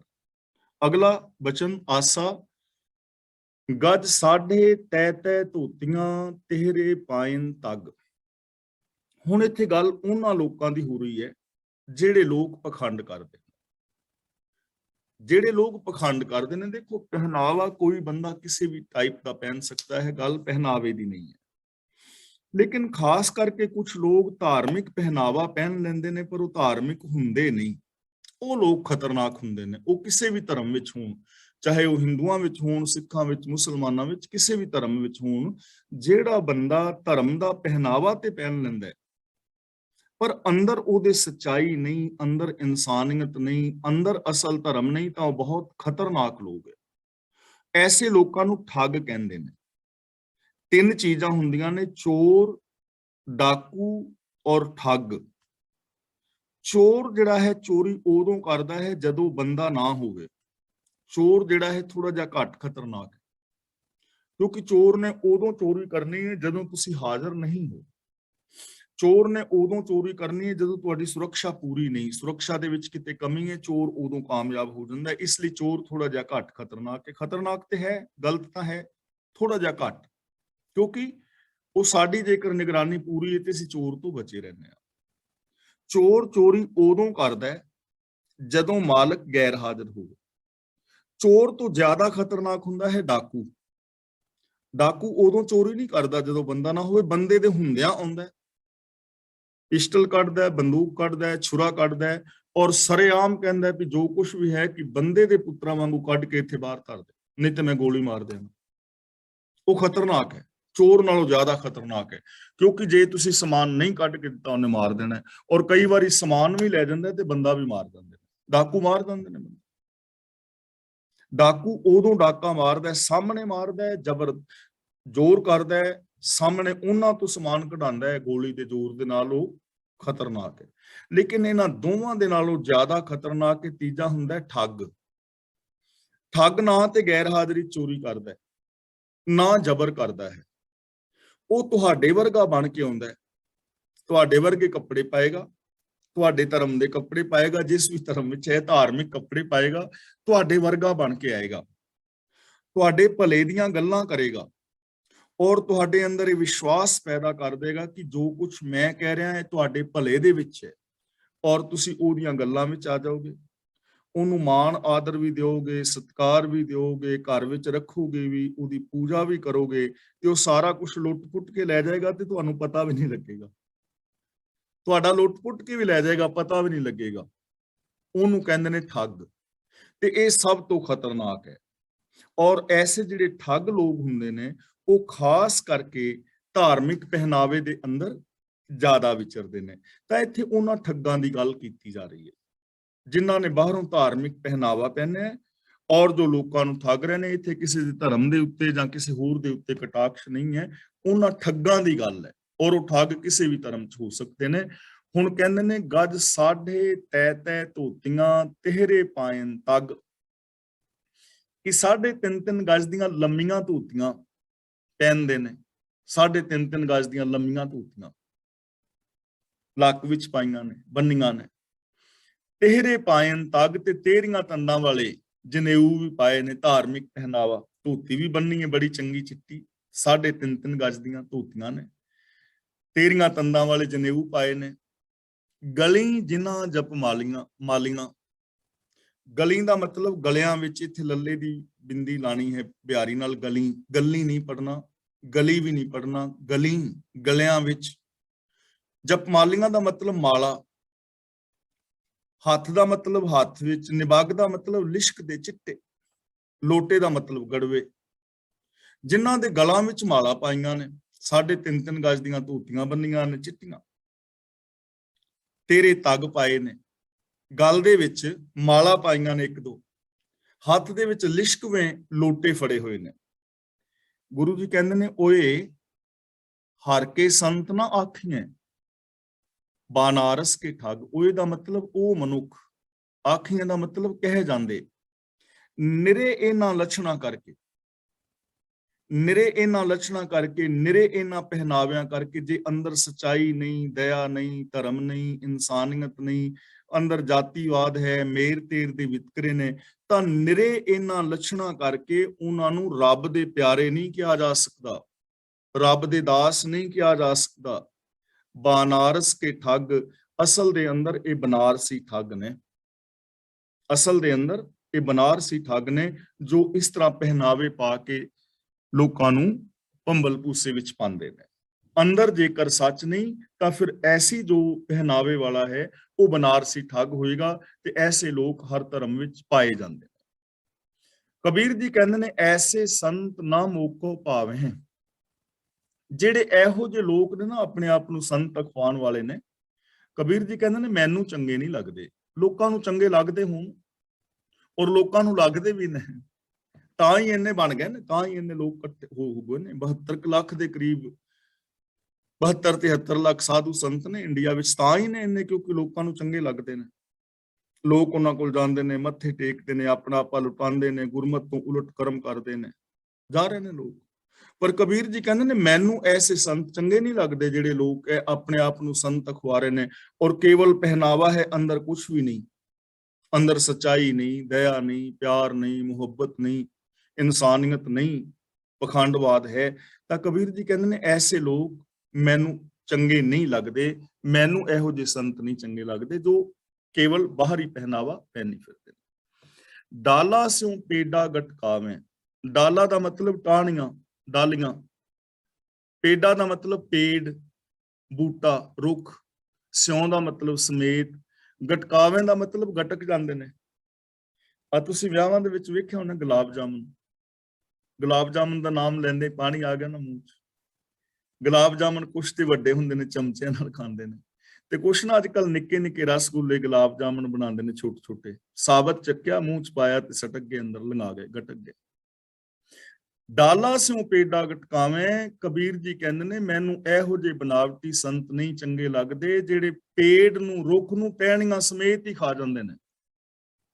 ਡਾਲਾ ਸਿਉ ਪੇਡਾ ਗਟਕਾਵੇਂ ਮਤਲਬ ਟਹਿਣੀਆਂ ਸਮੇਤ ਸਾਰਾ ਰੁੱਖ ਹੀ ਖਾ ਜਾਂਦੇ ਨੇ। ਮਤਲਬ ਕਿ ਪੈਸੇ ਦੀ ਖਾਤਰ ਬੰਦੇ ਨੂੰ ਜਾਨੋਂ ਮਾਰਨ ਤੋਂ ਸੰਕੋਚ ਨਹੀਂ ਕਰਦੇ, ਬੰਦੇ ਦੇ ਪੂਰੇ ਹੱਕ ਹੀ ਖਾ ਜਾਂਦੇ ਨੇ, ਪੂਰੇ ਦੇ ਪੂਰੇ ਪਰਿਵਾਰਾਂ ਨੂੰ ਹੀ ਬਰਬਾਦ ਕਰ ਦਿੰਦੇ ਨੇ, ਚਾਰ ਛਿਲੜਾਂ ਵਾਸਤੇ ਬੰਦੇ ਨੂੰ ਹੀ ਮਾਰ ਦਿੰਦੇ ਨੇ ਕਿ ਤੂੰ ਚਿਰ ਜਾ, ਐ ਸਾਰੇ ਦੇ ਨਾਲ ਤੈਨੂੰ ਸਵਰਗ ਮਿਲ ਜਾਏਗਾ, ਬੰਦੇ ਦੇ ਹੱਕ ਹੀ ਖਾ ਜਾਂਦੇ ਨੇ। ਇਹੋ ਜਿਹੇ ਲੋਕ ਰੱਬ ਦੇ ਪਿਆਰੇ ਨਹੀਂ, ਮੈਨੂੰ ਨਹੀਂ ਚੰਗੇ ਲੱਗਦੇ। ਤੇ ਕਰਦੇ ਕੀ ਨੇ, ਬਾਂਸਨ ਮਾਂਦ ਚਰਾਵੇਂ ਉੱਪਰ, ਕਾਠੀ ਧੋਏ ਜਲਾਵੇਂ। ਬਾਸਨ ਦਾ ਮਤਲਬ ਬਾਂਸਨ ਭਾਂਡੇ, ਕਾਠੀ ਦਾ ਮਤਲਬ ਲੱਕੜੀਆਂ, ਮਾਂਜ ਦਾ ਮਤਲਬ ਮਾਂਜ ਕੇ। ਇਹ ਲੋਕ ਭਾਂਡੇ ਮਾਂਜ ਕੇ ਚੁੱਲ੍ਹਿਆਂ ਤੇ ਰੱਖਦੇ ਨੇ, ਬੜੀ ਚੰਗੀ ਤਰ੍ਹਾਂ ਮਾਂਜਦੇ ਨੇ। ਕਾਠੀ ਧੋਏ ਜਲਾਵੇਂ, ਲੱਕੜੀਆਂ ਵੀ ਧੋ ਕੇ ਬਾਲਦੇ ਨੇ ਕਿ ਮਤੇ ਲੱਕੜੀਆਂ ਗੰਦੀਆਂ ਨਾ ਹੋਣ, ਇੰਨੀ ਪਵਿੱਤਰਤਾ, ਲੱਕੜੀਆਂ ਵੀ ਧੋ ਲੈਂਦੇ ਨੇ, ਲੱਕੜੀਆਂ ਵੀ ਧੋ ਕੇ ਬਾਲਦੇ ਨੇ। ਭਾਂਡੇ ਵੀ ਐਨ ਰੇਤੇ ਨਾਲ ਮਾਂਜ ਕੇ ਲਿਸ਼ਕਾ ਕੇ ਉੱਤੇ ਚਾੜਦੇ ਨੇ। ਬਸੁਧਾ ਖੋਦ ਕਰਹਿ ਦੋਏ ਚੂਲੇ, ਸਾਰੇ ਮਾਨਸ ਖਾਵੇਂ। ਬਸਤਾ ਦਾ ਮਤਲਬ ਧਰਤੀ, ਖੋਦ ਦਾ ਮਤਲਬ ਪੁੱਟ ਕੇ। ਕਈ ਨਾ ਜਿਹੜੇ ਬੈਰਾਗੀ ਨੇ ਜਾਂ ਅਪਰਸ ਸਾਧੂ ਆਪਣੇ ਆਪ ਨੂੰ ਖਵਾਉਂਦੇ ਨੇ, ਉਹ ਧਰਤੀ ਪੁੱਟ ਲੈਂਦੇ ਨੇ ਉੱਤੋਂ ਤੋਂ ਨਾ, ਮਿੱਟੀ ਕਈ ਨਾਲ ਖੋਦ ਕੇ ਪਾਸੇ ਕਰ ਦਿੰਦੇ ਨੇ ਵੀ ਇਹ ਮਿੱਟੀ ਗੰਦੀ ਹੋਈ ਹੈ, ਤੇ ਥੱਲੋਂ ਧਰਤੀ ਖੋਦ ਕੇ ਫਿਰ ਦੋ ਚੁੱਲ੍ਹੇ ਬਣਾਉਂਦੇ ਨੇ ਦੋਹਰੇ, ਇੱਕ ਚੁੱਲ੍ਹੇ ਤੇ ਇੱਕ ਚੀਜ਼ ਧਰੀਏ, ਦੂਜੇ ਤੇ ਦੂਜੀ ਵੀ ਟੱਚ ਨਾ ਹੋਵੇ। ਧਰਤੀ ਨੂੰ ਪੁੱਟ ਕੇ ਦੋਹਰੇ ਚੁੱਲ੍ਹੇ ਬਣਾਉਂਦੇ ਨੇ, ਸੁੱਚ ਇੰਨੀ ਰੱਖਦੇ ਨੇ ਤੇ ਲੱਕੜਾਂ ਵੀ ਧੋ ਕੇ ਬਾਲਦੇ ਨੇ, ਭਾਂਡੇ ਵੀ ਮਾਂਜਦੇ ਨੇ, ਧਰਤੀ ਉੱਤੋਂ ਪੁੱਟ ਕੇ ਗੰਦੀ ਮਿੱਟੀ ਪਰੇ ਸੁੱਟ ਕੇ ਫਿਰ ਚੁੱਲ੍ਹਾ ਚੌਂਕਾ ਬਣਾਉਂਦੇ ਨੇ, ਚੁੱਲ੍ਹੇ ਡਬਲ ਬਣਾਉਂਦੇ ਨੇ, ਬਾਹਰੋਂ ਇੰਨੀ ਸੁਚਮਤਾ ਰੱਖਦੇ ਨੇ, ਪਰ ਸਾਰੇ ਮਾਨਸ ਖਾਵੇਂ, ਪਰ ਸਾਰੇ ਦੇ ਸਾਰੇ ਬੰਦੇ ਨੂੰ ਖਾ ਜਾਂਦੇ ਨੇ, ਬੰਦਿਆਂ ਦਾ ਹੱਕ ਖਾ ਜਾਂਦੇ ਨੇ, ਬੰਦਿਆਂ ਦੀ ਮਾਨਸਿਕਤਾ ਖਾ ਜਾਂਦੇ ਨੇ, ਬੰਦਿਆਂ ਨੂੰ ਮਾਨਸਿਕ ਤੌਰ ਤੇ ਗੁਲਾਮ ਕਰ ਲੈਂਦੇ ਨੇ, ਸਾਰਾ ਬੰਦਾ ਹੀ ਨਿਗਲ ਜਾਂਦਾ ਹੈ। ਬਾਹਰੋਂ ਸੁਚਮਤਾ ਇੰਨੀ ਹੈ ਲੇਕਿਨ ਹੱਕ ਖਾ ਰਹੇ ਨੇ। ਹੁਣ ਆ ਵੇਖ ਲਓ ਚਾਰ ਚਫੇਰੇ। ਤਾਂ ਐਸੇ ਧਾਰਮਿਕ ਲੋਕ, ਐਸੇ ਲੋਕ ਕਿਵੇਂ ਰੱਬ ਦੇ ਦਰ ਨੂੰ ਪਾ ਲੈਣਗੇ, ਕਿਵੇਂ ਉਹ ਆਪਣੇ ਜੀਵਨ ਨੂੰ ਸਫਲ ਕਰ ਲੈਣਗੇ। ਕਬੀਰ ਜੀ ਦੇਖੋ ਕਿੰਨੀ ਸਪਸ਼ਟ ਭਾਸ਼ਾ ਵਿੱਚ ਕਹਿ ਰਹੇ ਨੇ, ਓਏ ਪਾਪੀ ਸਦਾ ਫਿਰੇ ਅਪਰਾਧੀ, ਮੁਖੋਂ ਅਪਰਸ ਕਹਾਵੇਂ। ਇਹਨੂੰ ਅਪਰਸ ਨਹੀਂ ਪੜਨਾ, ਅਪਰਸ। ਮੁਖੋਂ ਦਾ ਮਤਲਬ ਮੂੰਹ ਤੋਂ, ਅਪਰਸ ਦਾ ਮਤਲਬ ਹੁੰਦਾ ਹੈ ਜਿਹੜੇ ਦੂਜੇ ਨਾਲ ਟੱਚ ਵੀ ਨਹੀਂ ਕਰਦੇ, ਕਿ ਅਸੀਂ ਦੂਜੇ ਨਾਲ ਟੱਚ ਵੀ ਨਹੀਂ ਕਰਦੇ। ਬੜੇ ਐਸੇ ਸਾਧੂ ਨੂੰ ਨਾ ਪੈਸਿਆਂ ਨੂੰ ਵੀ ਹੱਥ ਨਹੀਂ ਲਾਉਂਦੇ, ਕਿ ਬਾਬਾ ਜੀ ਮਾਇਆ ਦੇ ਤਿਆਗੀ ਨੇ ਪੈਸਿਆਂ ਨੂੰ ਹੱਥ ਨਹੀਂ ਲਾਉਂਦੇ, ਆਪ ਨਹੀਂ ਪੈਸਿਆਂ ਨੂੰ ਹੱਥ ਲਾਉਂਦੇ, ਸੇਵਕ ਰੱਖੇ ਨੇ ਚੁੱਕ ਕੇ ਉਹ ਥੈਲੇ ਵਿੱਚ ਪਾ ਲੈਂਦੇ ਨੇ ਵੀ ਸਾਨੂੰ ਕੀ ਲੋੜ ਹੈ ਫੜਨ ਦੀ। ਬੰਦਾ ਜੋ ਹੈ ਤੇ ਬਾਬੇ ਦੇ ਹੁਕਮ ਤੋਂ ਬਿਨਾਂ ਪੈਸੇ ਖਰਚੇ ਥੋੜੀ ਜਾਣੇ ਨੇ। ਇੱਕ ਉਹ ਬਾਬਾ ਸੀ, ਪੈਸੇ ਉਹ ਨਾ ਚਿਮਟੇ ਦੇ ਨਾਲ ਫੜ ਕੇ ਥੈਲੇ ਵਿੱਚ ਪਾ ਰਿਹਾ, ਚਿਮਟੇ ਨਾਲ ਫੜ ਕੇ। ਕਹਿੰਦੇ ਬਾਬਾ ਜੀ ਇਹ ਕੀ ਕਰਦੇ ਹੋ? ਕਹਿੰਦਾ ਮੈਂ ਮਾਇਆ ਦਾ ਤਿਆਗੀ ਹਾਂ, ਮਾਇਆ ਨੂੰ ਹੱਥ ਨਹੀਂ ਲਾਉਂਦਾ ਤੇ ਚਿਮਟੇ ਨਾਲ ਫੜ ਕੇ ਪਾ ਰਿਹਾ। ਦੂਜੇ ਨੂੰ ਟੱਚ ਨਹੀਂ ਕਰਨਾ। ਹੋ ਜੇ ਟੱਚ ਹੋ ਗਿਆ ਤੇ ਮੈਂ ਤੇ ਅਪਵਿੱਤਰ ਹੋ ਜਾਵਾਂਗਾ, ਮੇਰੀ ਜੀਵਨ ਭ੍ਰਸ਼ਟਿਆ ਜਾਏਗਾ। ਮੇਰੇ ਭੋਜਨ ਬਣਾਏ ਨੂੰ ਕਿਸੇ ਦਾ ਹੱਥ ਲੱਗ ਗਿਆ ਤੇ ਭੋਜਨ ਤੇ ਖਤਮ, ਹੁਣ ਤੇ ਮੈਂ ਖਾ ਹੀ ਨਹੀਂ ਸਕਦਾ। ਅਪਰਸ ਦਾ ਮਤਲਬ ਜੋ ਟੱਚ ਵੀ ਨਹੀਂ ਕਰਦਾ। ਕਬੀਰ ਜੀ ਕਹਿੰਦੇ ਨੇ ਓਏ ਪਾਪੀ ਸਦਾ ਫਿਰੈ ਅਪਰਾਧੀ, ਮੁਖੋਂ ਅਪਰਸ ਕਹਾਵੇਂ, ਕਿ ਇਹੋ ਜੇ ਮੰਦ ਕਰਮੀ ਮਨੁੱਖ ਸਦਾ ਵਿਕਾਰਾਂ ਦੇ ਵਿੱਚ ਖਚਤ ਨੇ, ਅਪਰਾਧੀ ਨੇ, ਅਪਰਾਧ ਕਮਾ ਰਹੇ ਨੇ, ਪਰ ਮੁਖੋਂ ਅਪਰਸ ਕਹਾਵੇਂ ਦਾ ਮਤਲਬ ਮੂੰਹ ਚੋਂ ਕਹਿ ਰਹੇ ਨੇ ਅਸੀਂ ਤੇ ਮਾਇਆ ਦੇ ਨੇੜੇ ਨਹੀਂ ਜਾਂਦੇ, ਅਸੀਂ ਤੇ ਮਾਇਆ ਨੂੰ ਹੱਥ ਵੀ ਨਹੀਂ ਲਾਉਂਦੇ, ਅਸੀਂ ਤੇ ਮਾਇਆ ਦੇ ਤਿਆਗੀ ਹਾਂ, ਅਸੀਂ ਤੇ ਬੰਦੇ ਨੂੰ ਟੱਚ ਵੀ ਨਹੀਂ ਕਰਦੇ। ਮੂੰਹ ਚੋਂ ਐਵੇਂ ਕਹਿ ਰਹੇ ਨੇ, ਲੇਕਿਨ ਪਾਪੀ ਨੇ, ਅਪਰਾਧੀ ਨੇ। ਸਦਾ ਸਦਾ ਫਿਰੇ ਅਭਿਮਾਨੀ, ਸਗਲ ਕੁਟੰਬ ਡੁਬਾਵੇਂ। ਕੁਟੰਬ ਦਾ ਮਤਲਬ ਪਰਿਵਾਰ, ਅਭਿਮਾਨੀ ਦਾ ਮਤਲਬ ਹੰਕਾਰੀ। ਇਹੋ ਜਿਹੇ ਇਨਸਾਨ ਜਿਹੜੇ ਨੇ ਉਹ ਸਦਾ ਹੰਕਾਰ ਦੇ ਵਿੱਚ ਫਿਰਦੇ ਨੇ ਕਿ ਅਸੀਂ ਵੱਡੇ ਹਾਂ, ਸਾਡਾ ਮਤ ਵੱਡਾ ਹੈ, ਅਸੀਂ ਸੁੱਚੇ ਹਾਂ, ਅਸੀਂ ਅਪਰਸ ਹਾਂ, ਅਸੀਂ ਰੱਬ ਦੇ ਪਿਆਰੇ ਹਾਂ। ਸਦਾ ਸਦਾ ਫਿਰੇ ਅਭਿਮਾਨੀ, ਅਹੰਕਾਰ ਵਿੱਚ ਫਿਰਦੇ ਨੇ। ਸਗਲ ਕੁਟੰਬ ਡੁਬਾਵੇਂ, ਤੇ ਇਹਨਾਂ ਮੰਦ ਕਰਮਾਂ ਦੇ ਵਿੱਚ ਆਪਣਾ ਪਰਿਵਾਰ ਵੀ ਡੂਬ ਦਿੰਦੇ ਨੇ ਸਾਰਾ। ਪਰਿਵਾਰ ਦਾ ਮਤਲਬ ਜਿਹੜੇ ਉਹਨਾਂ ਦੇ ਅਨੁਯਾਈ ਨੇ, ਜਿਹੜੇ ਉਹਨਾਂ ਨੂੰ ਮੰਨਣ ਵਾਲੇ ਨੇ, ਜਿਹੜੇ ਉਹਨਾਂ ਦੇ ਅੱਗੋਂ ਚੇਲੇ ਚਾਪਕੇ ਨੇ, ਉਹ ਸਾਰੇ ਟੱਬਰ ਨੂੰ ਡੂਬ ਦਿੰਦੇ ਨੇ। ਆਪ ਡੁੱਬੇ ਚਹੁੰਬੇਦ ਮੈਂ, ਚੇਲੇ ਦੀਏ ਬਹਾਏ। ਆਪ ਤੇ ਡੁੱਬੇ ਨੇ, ਚੇਲੇ ਵੀ ਰੋੜ ਦਿੱਤੇ। ਹੁਣ ਜਿਹੜਾ ਬੰਦਾ ਐਸੇ ਲੋਕਾਂ ਨੂੰ ਫੋਲੋ ਕਰੇਗਾ ਜਿਨ੍ਹਾਂ ਦੇ ਬਾਹਰ ਧਾਰਮਿਕ ਪਹਿਨਾਵਾ ਹੈ, ਬਾਹਰੋਂ ਧਰਮ ਦੀਆਂ ਗੱਲਾਂ ਕਰ ਰਹੇ ਨੇ, ਲੇਕਿਨ ਮਨਮਤਾਂ ਫੈਲਾ ਰਹੇ ਨੇ, ਪਾਪ ਅਪਰਾਧ ਕਰ ਰਹੇ ਨੇ, ਅੰਦਰ ਕੁਝ ਵੀ ਨਹੀਂ ਹੈ, ਜਿਹੜਾ ਇਹੋ ਜਿਹੇ ਬੰਦਿਆਂ ਨੂੰ ਫੋਲੋ ਕਰੇਗਾ ਉਹਦਾ ਹਾਲ ਕੀ ਹੋਏਗਾ? ਜੋ ਜੈਸੀ ਸੰਗਤ ਮਿਲੇ ਸੋ ਤੈਸੋ ਫਲ ਖਾਏ। ਤੇ ਜਿਹੜਾ ਇਹੋ ਜਿਹੇ ਬੰਦਿਆਂ ਨੂੰ ਘਰ ਸੱਦ ਕੇ ਮਾਣ ਆਦਰ ਸਤਿਕਾਰ ਦੇਵੇਗਾ, ਸਰੂਪੇ ਪਾਏਗਾ, ਭੋਜਨ ਛਕਾਏਗਾ, ਤੇ ਇਹ ਸਮਝੇਗਾ ਕਿ ਮੈਂ ਬੜਾ ਪੁੰਨ ਦਾ ਕੰਮ ਕੀਤਾ ਹੈ ਕਿ ਮੈਂ ਇੱਕ ਧਰਮੀ ਬੰਦੇ ਨੂੰ ਪ੍ਰਸ਼ਾਦਾ ਪਾਣੀ ਛਕਾਇਆ ਹੈ, ਉਹਦਾ ਕੀ ਹਾਲ ਹੋਏਗਾ? ਗੁਰੂ ਜੀ ਕਹਿੰਦੇ ਨੇ ਅਭਿਆਗਤ ਇਹ ਨਾ ਆਖੀਐ ਜਿਨ ਕਹਿ ਮਨ ਮੈਂ ਭਰਮ, ਤਿਸ ਕਹਿ ਦਿੱਤੈ ਨਾਨਕਾ ਤੇਹੋ ਜਿਹਾ ਧਰਮ। ਅਭਿਆਗਤ ਉਹਨਾਂ ਨੂੰ ਨਹੀਂ ਕਿਹਾ ਜਾ ਸਕਦਾ ਜਿਨ੍ਹਾਂ ਦੇ ਮਨ ਦੇ ਅੰਦਰ ਭਰਮ ਭਟਕਣਾ ਹੈ। ਇਹੋ ਜਿਹੇ ਲੋਕਾਂ ਦੀ ਸੇਵਾ ਕਰਨ ਦਾ ਫਲ ਵੀ ਇਹੋ ਜਿਹੀ ਮਿਲਦਾ ਹੈ। ਤਿਸ ਕਹਿ ਦਿੱਤੈ ਨਾਨਕਾ, ਤਿਸ ਕੇ ਦਿੱਤੇ ਦਾ ਮਤਲਬ ਇਹੋ ਜਿਹੇ ਲੋਕਾਂ ਨੂੰ ਦਾਨ ਦਿੱਤਾ ਹੋਇਆ, ਤੇਹੋ ਜਿਹਾ ਧਰਮ ਦਾ ਮਤਲਬ ਇਹੋ ਜਿਹਾ ਧਰਮ ਹੋਏਗਾ, ਇਹੋ ਜਿਹਾ ਫਲ ਹੋਏਗਾ। ਤਾਂ ਪਰਿਵਾਰ ਵੀ ਡੁੱਬ ਗਿਆ। ਤਾਂ ਐਸੇ ਜਿਹੜੇ ਪਾਖੰਡੀ ਲੋਕ ਨੇ, ਧਰਮ ਦੇ ਨਾਮ ਤੇ ਇਮੋਸ਼ਨਲ ਬਲੈਕਮੇਲ ਕਰਨ ਵਾਲੇ ਨੇ, ਉਹ ਲੋਕ ਆਪ ਡੁੱਬਦੇ ਨੇ ਤੇ ਜਿਹੜੇ ਉਹਨਾਂ ਦੇ ਆਪਣੇ ਫੋਲੋਵਰ ਨੇ ਉਹਨਾਂ ਨੂੰ ਵੀ ਡੁੱਬ ਦਿੰਦੇ ਨੇ। ਜਿਤ ਕੋ ਲਾਇਆ ਤਿਤ ਹੀ ਲਾਗਾ, ਤੈਸੇ ਕਰਮ ਕਮਾਵੇ। ਜਿਤ ਕੋ ਲਾਇਆ ਦਾ ਮਤਲਬ ਜਿੱਧਰ ਜੀਵ ਨੇ ਆਪਣੇ ਆਪ ਨੂੰ ਲਾਇਆ ਹੋਇਆ ਹੈ, ਤਿਤ ਹੀ ਲਾਗਾ, ਉਧਰ ਹੀ ਉਹ ਲੱਗਾ ਹੋਇਆ ਹੈ। ਤੈਸੇ ਕਰਮ ਕਮਾਵੇ, ਤੇ ਉਹੋ ਜਿਹੀ ਉਹ ਕਰਮ ਕਮਾਈ ਜਾ ਰਿਹਾ। ਹੁਣ ਜਿਨ੍ਹਾਂ ਨੇ ਆਪਣੇ ਆਪ ਨੂੰ ਇਸ ਠੱਗੀ ਠੋਰੀ ਵਿੱਚ ਲਾ ਲਿਆ ਹੈ, ਉਹ ਠੱਗੀ ਠੋਰੀ ਵਿੱਚ ਲੱਗੇ ਨੇ ਤੇ ਠੱਗੀ ਠੋਰੀ ਵਾਲੇ ਕਰਮ ਕਮਾਈ ਜਾ ਰਹੇ ਨੇ। ਬੰਦਾ ਹੈ ਨਾ, ਜਿੱਧਰ ਇਹ ਲਾਣਾ ਚਾਹੇ ਉਧਰ ਲਾ ਸਕਦਾ ਹੈ। ਬੰਦੇ ਦਾ ਦਿਮਾਗ ਹੈ, ਬੰਦੇ ਦਾ ਮਨ ਹੈ, ਬੰਦੇ ਦੀ ਸੋਚ ਹੈ ਕਿ ਤੁਸੀਂ ਕੀ ਕਰਨਾ ਚਾਹੁੰਦੇ ਹੋ। ਸੱਚ ਬੋਲਣਾ ਚਾਹੁੰਦੇ ਹੋ, ਝੂਠ ਬੋਲਣਾ ਚਾਹੁੰਦੇ ਹੋ। ਸੱਚ ਬੋਲਣਾ ਚਾਹੁੰਦੇ ਹੋ, ਤੁਹਾਡੇ ਮਨ ਨੇ ਸੱਚ ਬੋਲੀ ਜਾਣਾ, ਸੱਚ ਬੋਲੀ ਜਾਓ, ਸੱਚ ਬੋਲਣ ਵਾਲੇ ਪਾਸੇ ਲੱਗ ਜਾਓ, ਆਪਣੇ ਆਪ ਨੂੰ ਲਾ ਲਓ। ਝੂਠ ਬੋਲਣਾ ਹੈ, ਝੂਠ ਬੋਲਣ ਵਾਲੇ ਪਾਸੇ ਲੱਗ ਜਾਓ, ਦਿਮਾਗ ਨੇ ਨਾ ਥੋੜੀ ਕਰਨੀ, ਉਹਨੂੰ ਜੋ ਆਰਡਰ ਦਓਗੇ ਉਹਨੇ ਕਰੀ ਜਾਣਾ। ਜਿੱਧਰ ਬੰਦੇ ਨੇ ਲਾਇਆ ਹੈ ਉਧਰ ਹੀ ਲੱਗਾ ਹੋਇਆ ਹੈ, ਉਸੇ ਤਰ੍ਹਾਂ ਦੇ ਕਰਮ ਕਰੀ ਜਾਂਦਾ ਹੈ।